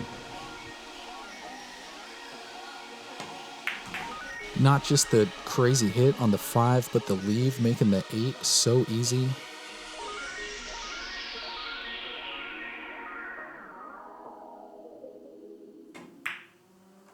Perfect speed control left him great on the 9, and of course he cleans that up to bring it 3-3. What else would happen? It's back and forth again. Absolutely, and exactly like you said, Eric, the speed control is absolutely the story of both of these guys' games right now. Every run that they're going on seems like it's a product of that perfect leave on the next ball. It sounds so simple, but you can see them not just thinking 1, 2 shots ahead, but like really, really acutely planning and executing what they need to do. This is a great game to watch. Yes, absolutely. And remember, this is new felt. It's only a couple weeks old, so that makes it much quicker. Hasn't had time to wear in yet, so these are fun tables to play on when they're newly felted.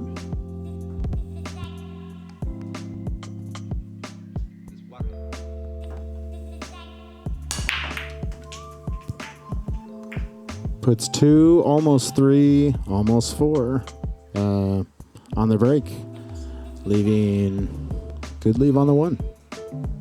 But unlike bar tables, these run quick and they're true and the balls run straight, so you can hit it nice and easy and trust that it's going to continue on a straight path most of the time. You can't really do that out in the bars, but it's nice to have a table to practice on like that. It's funny that you say that as Jeff pockets the 1 in the corner. I was down in Olympia not too long ago at the Western Bar. Great food down there. Shout out to the Western. I asked someone playing on their table. I said, "Hey man, how's that table play?" And he said, "It's a bar, man." It's exactly the right answer. I was like, okay.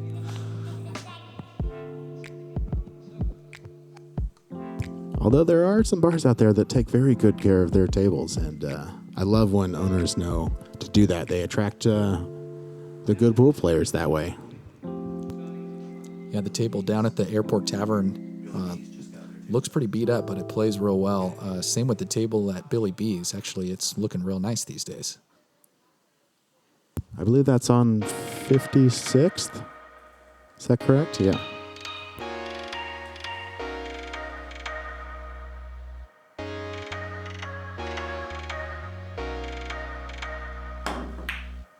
Kicks it off the rail, stops it perfectly, almost pockets the 2. I'm not sure if Dom can see the entire 2 ball here, but he's setting up like he can. So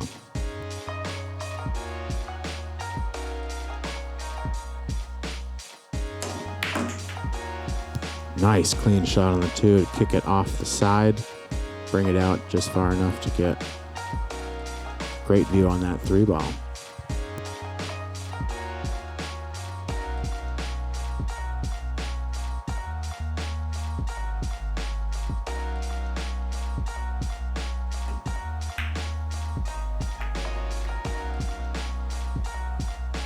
Just outside the corner on there. Leaving Jeff straight in on the 3.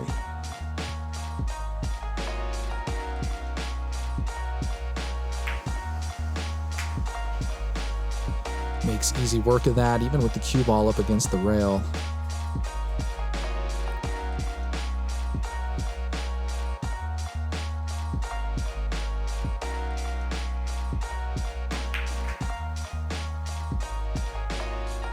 Cleans up that 4, leaving it well on the 6.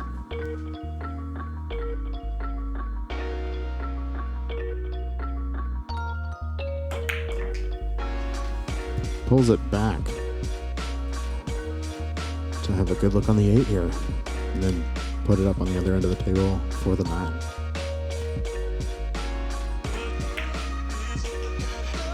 Just like that. Hopefully it slows down just a bit for him. He's about half a centimeter away from that rail. It's a little bit tougher shot, but pretty straightforward.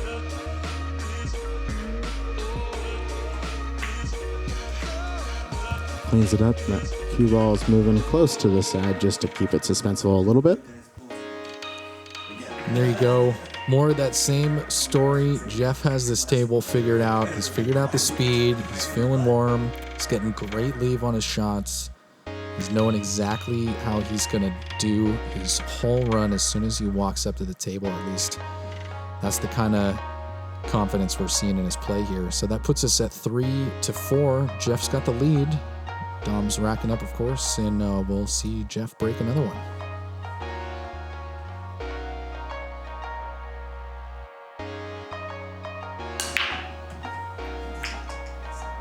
Fortunately, that a little bit of back pulled that cue ball into the side pocket for a scratch, giving Dom ball in hand on the 1.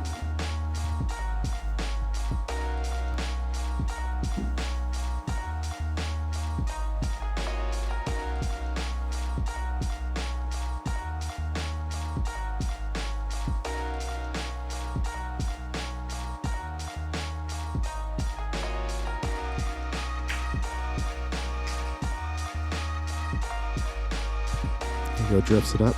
You can see the 2 very well. And the 3's on the other corner.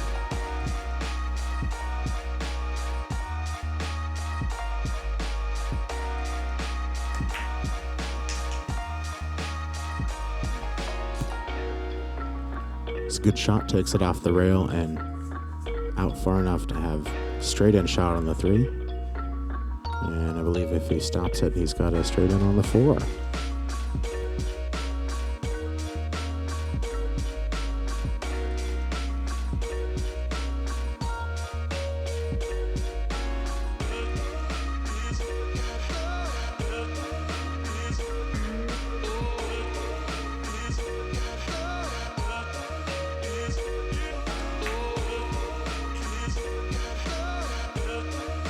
See, he walked up there and assessed exactly where he wanted that cue after he hit the 3, and so drifted it a couple inches forward.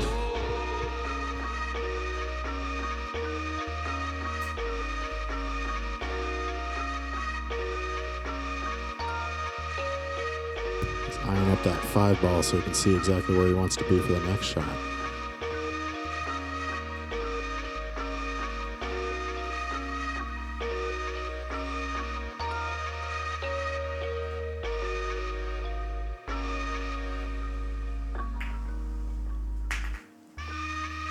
Nice clean pace, just the same as the last shot. Drifted it a couple inches forward from his object ball. Leaves it where he wanted it.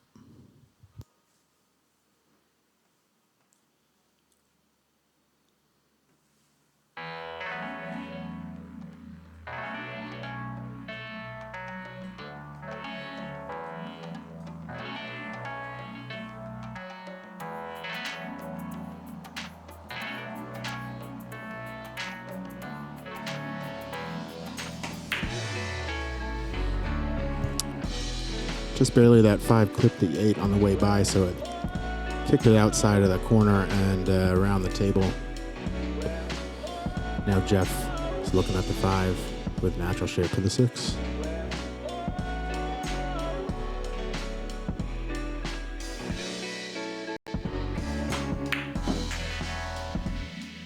Maybe not so natural. He put a lot of back on that and pulled it out exactly where he wanted it.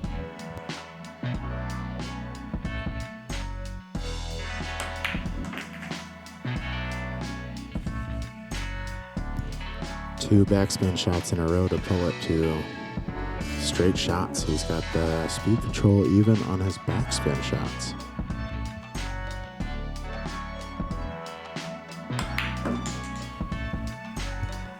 One, two, three, backspin for another good lead on the 9.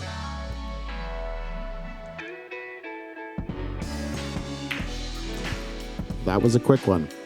5 to 3. Dom's going to rack him up here and try to get this next one to keep this match back and forth. He's itching to get one, I could tell.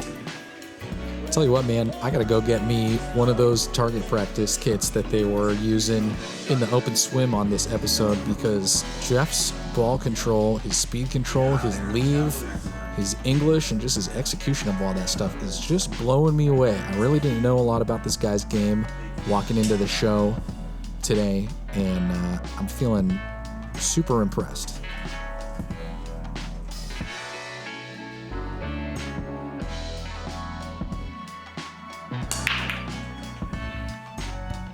As he makes one on the break there, leaves him shot on the 1.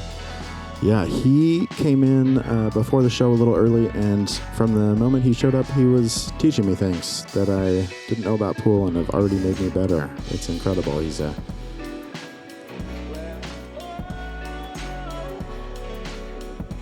great shot and great at explaining it as well, in a very simple way, so that it makes sense. He was going for a safe there, tried to hide it behind the 6, or maybe put the 1 a little further and hide it behind the 5, but Tom can see it.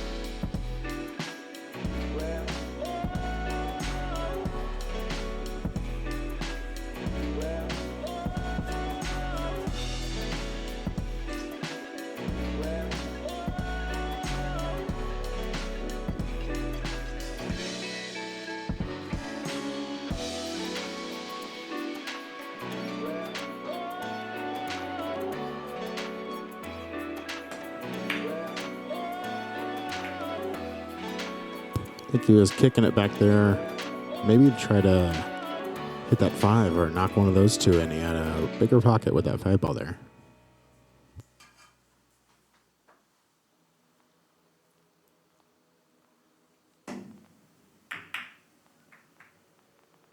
Just as Dom did, and it looks like that 9 ball is going to drift up into the corner and sit on the edge like no other ball I have seen.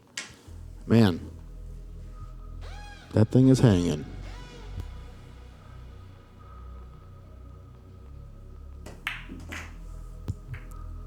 Play easy and don't bump the table, folks.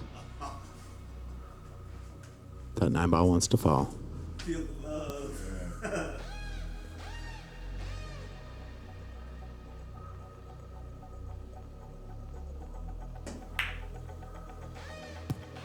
Dom seems like he liked it there. Yes, drifted down and made it suspenseful almost. He almost tried to pocket both the balls at the same time. Yeah, those pockets won't allow that to happen. So it barely popped it out and let that 9 ball fall. So that gives it 5 to 4. The match. Jeff is up and Dom is fighting back. Megalodom has come to play.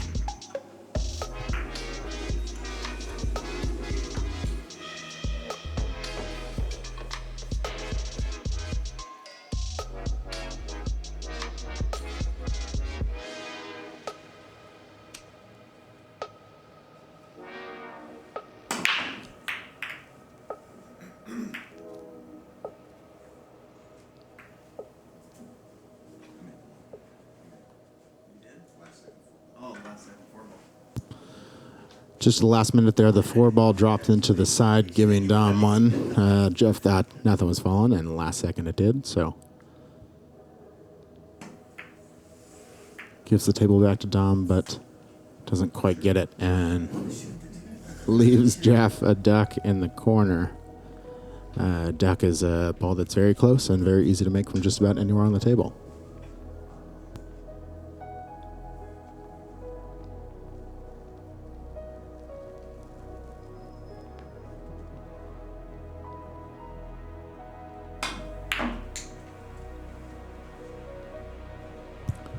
Almost a stop shot there, came back a couple inches, leaving him combo.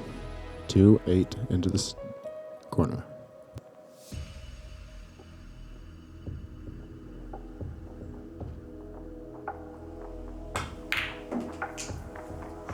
Nice clean combo. That 8-ball went directly in the middle of the pocket again. I mean, even when he put a ball in the middle of the Viz object ball, he could still do it.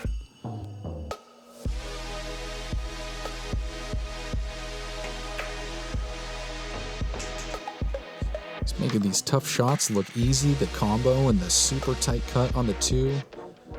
Drifted out a little bit further than he was hoping. You could see he was a little bit disappointed. So let's see, he's going to have to throw that 7-ball around if he's playing with the 3.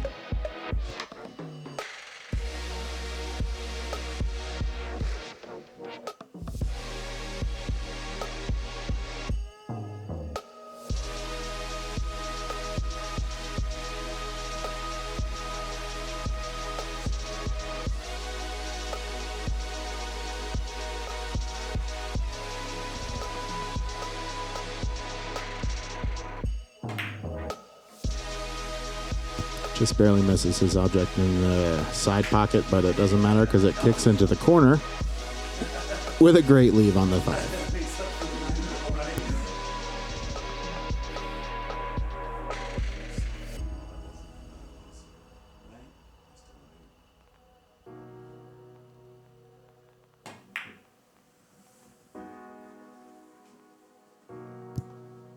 Again, great speed control. Went from one end of the table down to the back and came back exactly where he was looking for.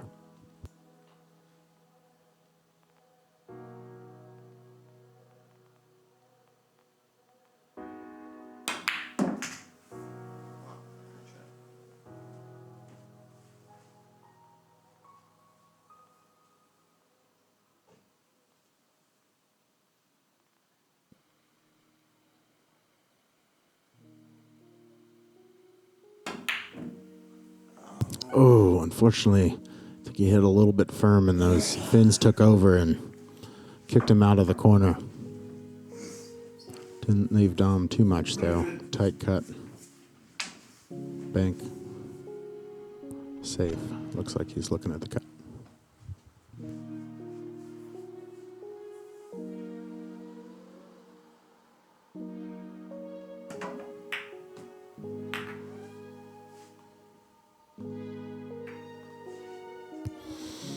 Nice tight slice there on the 7, bring it around. It bumped the 9 and got a little lucky, and it gave him a good look into the corner there.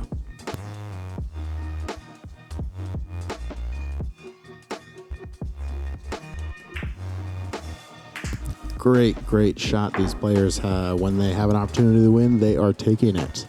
It's great to see that happen. Match is now 5-5 again. They're just button heads here, and they're going to see it's going to come down to the wire here. It's an exciting match. It's also days like this that I miss Cassandra Bryant, our pro commentator, because she does this normally, and I have lots of respect for it. It's not as easy as you might think, and she's great at it. So we love you. Oh, you just tuned in, Cassandra. Yeah, shout out to Cassie. Yes, absolutely. We want you back. You make us sound much better.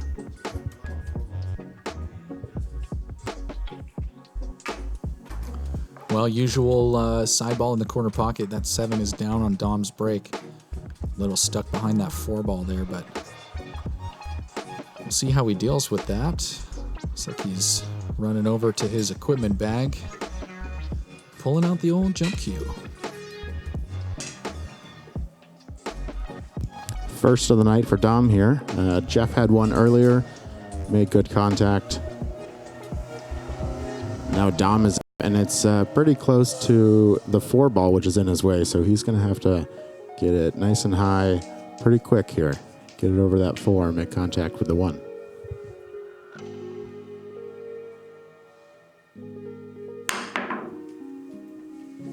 Ooh, just barely misses the 1 there, unfortunately.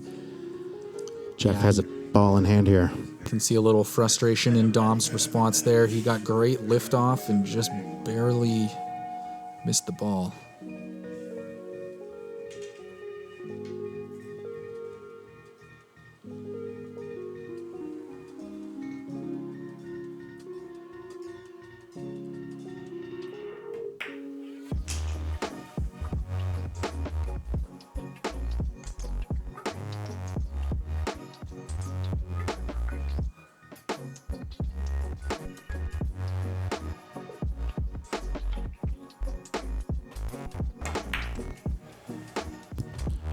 Love watching Jeff play. He's got a nice, beautiful finesse shot game. Even when he hits his firm shots, they still look just smooth and easy.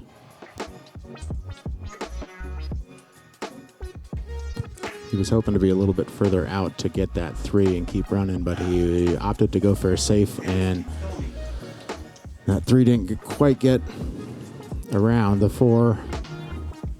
So Dom has a look at it in the side pocket here.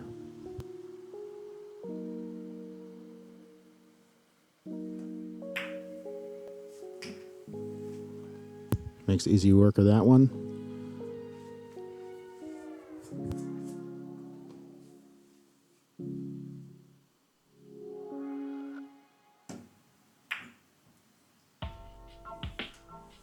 Ooh, Finn's got him there. Just dribbled a little bit and hung up like the 9 ball from the last game.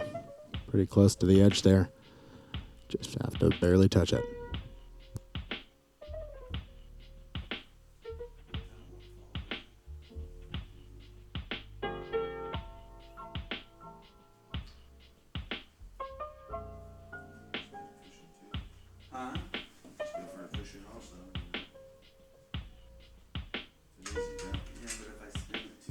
Looks like he's going to break out his jump cue. He doesn't want to follow that 4 ball in with the cue ball, and if you hit it soft or try to go around the 9 with a little masse, then more likely than not to have a little top because it's going to be rolling, but he wants to make sure and not let that happen.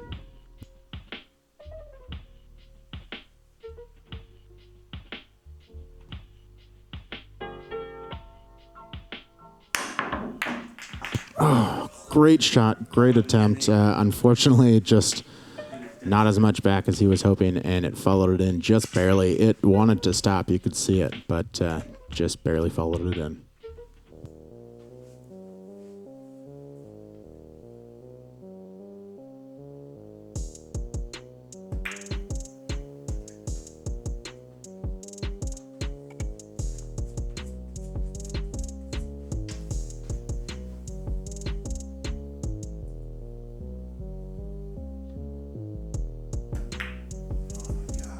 Six drifts out a little bit. A little frustrated here. Giving Jeff a decent little look into the side, I think.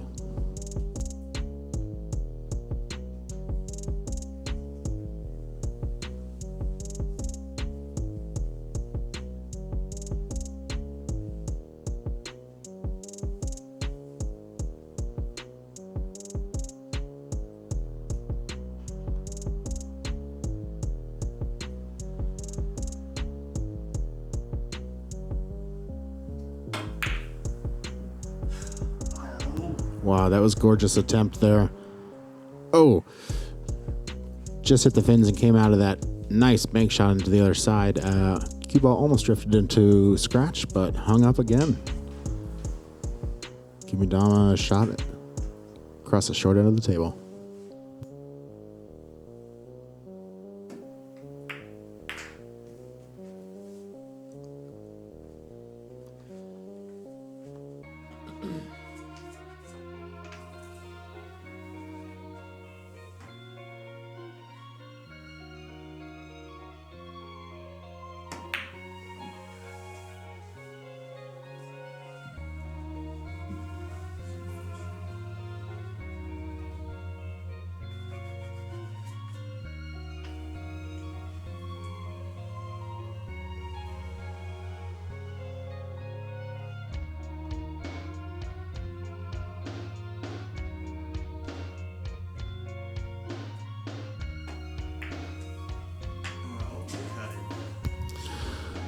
hit a little bit less of that 8-ball than he was hoping for and overcut it and allowed that cue ball to fly right into the pocket, giving him ball in hand. So here goes Dom with another chance to run down 2.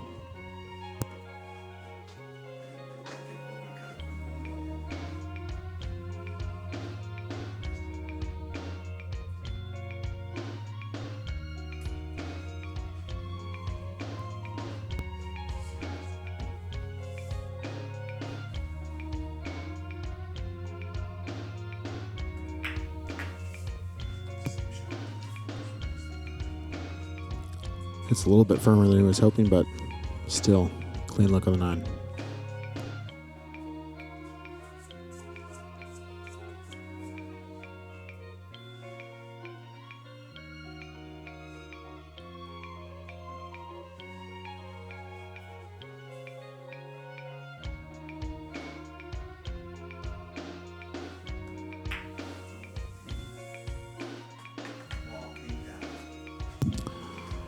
First miss of the night on the 9 ball, unfortunately. Jeff takes advantage of that and rolls the 9 in to get 1 up here. So the match is now at 6-5, Jeff. He is on the hill. Dom has to catch him 1 back to bring the match hill, and I think he's got the motivation to do that. This has been a great match so far, and it's going to continue to be so. Sometimes you start to see on these longer races, late game, players not quite taking the time with all those shots.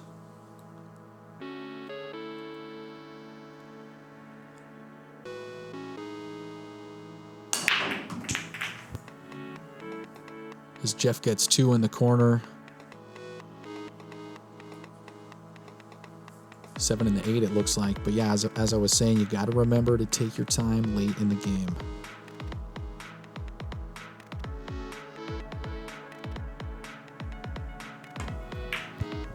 It takes a lot of energy to focus mentally for extended periods of time like this.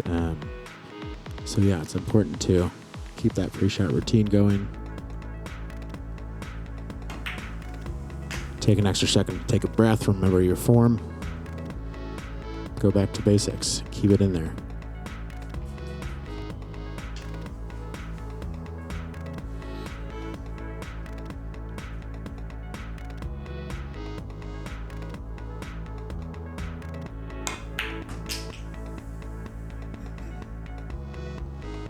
Teresa Erickson on here mentions all a person could do is laugh about that game. We all have games like that one, and that's absolutely true. It's happened to all of us.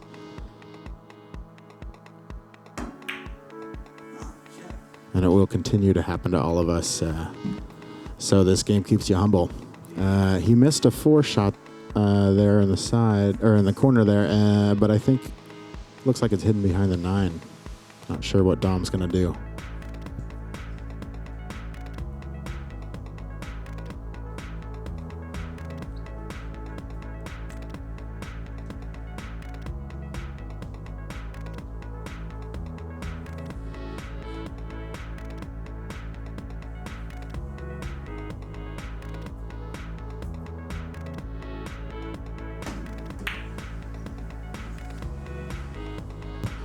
Nice kick shot there, though. Almost went down and all the way across the table into the corner that he was hoping for. That was a good kick. I know Dom is impressive with those kick shots. I've learned a thing or two from him since I've started playing with him.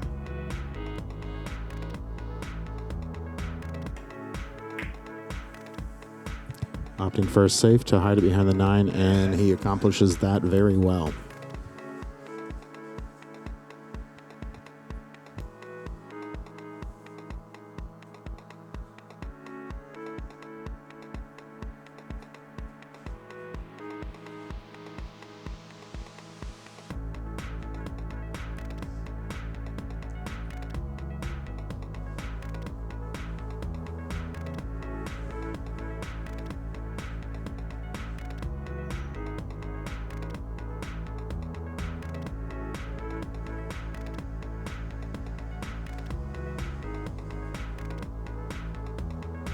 Dom's sizing up his kick options here and lining lining into it.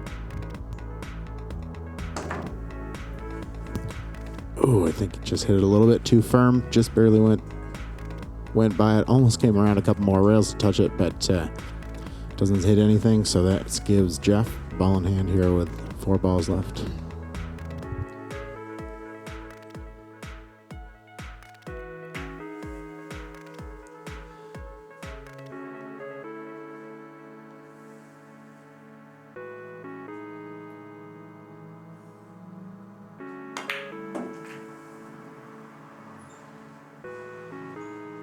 Great speed control in that shot.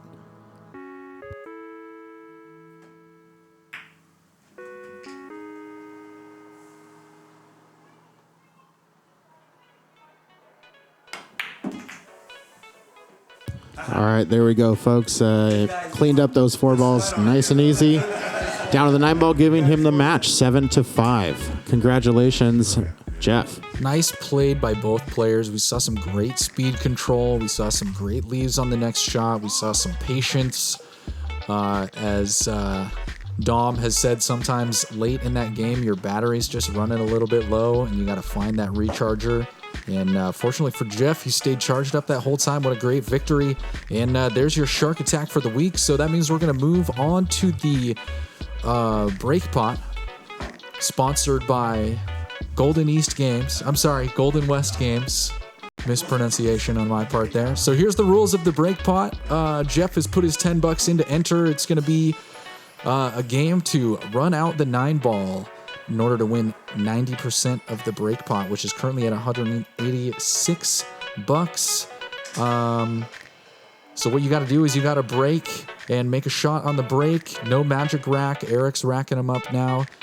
Luck does still count here in the break pot, but you have to make a legal shot on every hit.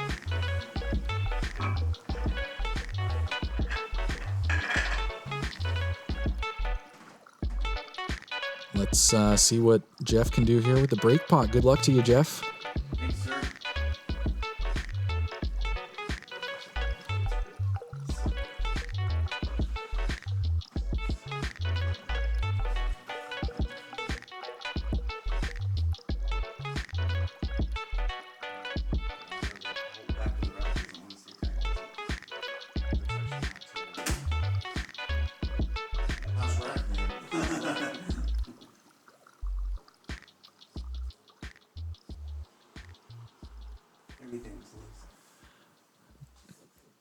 Jeff was telling us house racks. Jeff was telling us a really cool tip before we turned the cameras on today, which is with the magic rack, obviously everything's perfect, but with the triangle rack, you can kind of see which ball has a gap on it. And that'll help you decide which side to break from.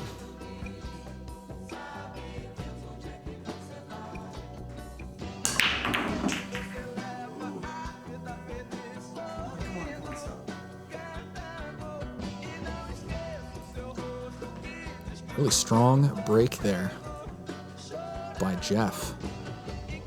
Yeah, he made 3 on the break. I think that is the record. So Tied him giving up there. Tied record with Damien, I believe. Also got 3 on his break. Correct. Sure. Apologies, Damien. That was a good show. I remember that one.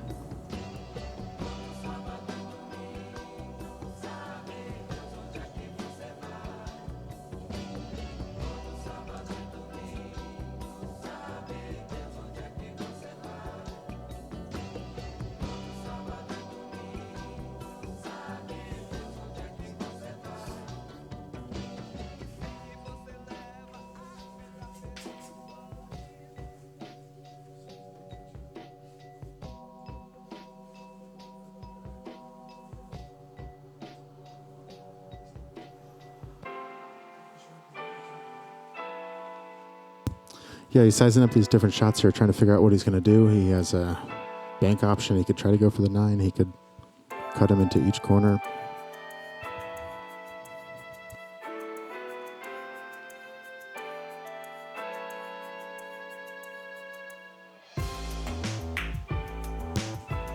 Nice clean shot there on the 1. And, oh, if it doesn't... Oh, here it looks like it's break jump time. Break jump. Jump Jump time. cue. Jump time. Here we go. Jam up time? How about breaching? Breaching out of the water like whales, sharks do? That's a stretch. When they're attacking a seal, absolutely, they come all the way out of the water.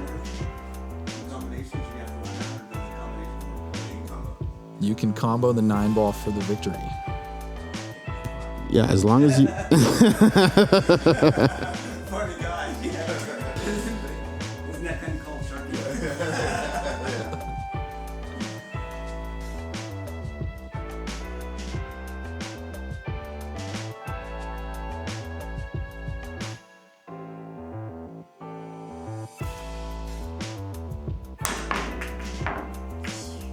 Oh wow, he threw that up on the rail. It hopped a couple times, bounced, came back down, and knocked the 5 out of the way for the combo that he was hoping to win the game with. So, but he still has. Yeah, you made the most solid combo earlier that I've seen in a while. So, yeah, as much as you dislike them, you're pretty good at them. I think he would have worked for you. Yeah. But here he's got down to a 4-ball run. This has got to be the best break pot we've seen all season. Very, very suspenseful.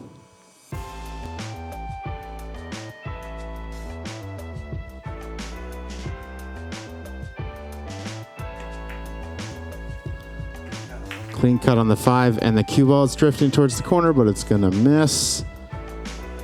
Got that 8 all the way around there. Yeah, he's just cleaning these up.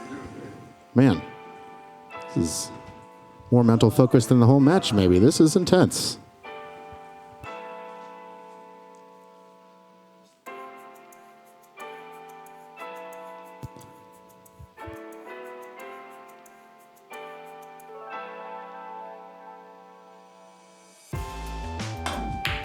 Again, there's $186 on the line. Oh, it almost came around. He missed it. A little bit harder. It might have gone in that corner as well. That was a very, very good attempt. That was impressive. That's closest we've seen to a 9-ball run. Only had 3 balls left. That was amazing. Great job, Jeff. Everybody, that's it for today. Thanks for watching. Back when it was like 5-5, I don't know if you could tell, I was like trying real hard to hang in there. I could tell that Jeff wasn't going to give me much more rope to work with. And I missed that ball. He broke and ran out, gave me that lousy look at that ball. And I mean, there's nothing you can do about something like that. You stayed in control. I got to hand it to you, man. Great pool playing. Thanks, Tom. Thanks for coming. Thanks for the crew, guys. To everybody who's watching on the threads in the chat rooms, remember to like and share and follow, subscribe, all of that stuff. Thanks to the sponsors, Golden West Games. They got their $40 gift card in the break pot that's still safe there till the end of the season. So that's only one more episode, and then we'll have our grand finale. Next week's guest is the lovely Molly Oliver. Guest commentating with her on Demand by Molly is Cindy Silva. And a week after that is going to be the grand finale. We're going to be doing that at Trudeau Automotive. You guys may have heard about that. It's a automotive service business by day and Pink Slip Billiards pool room by night.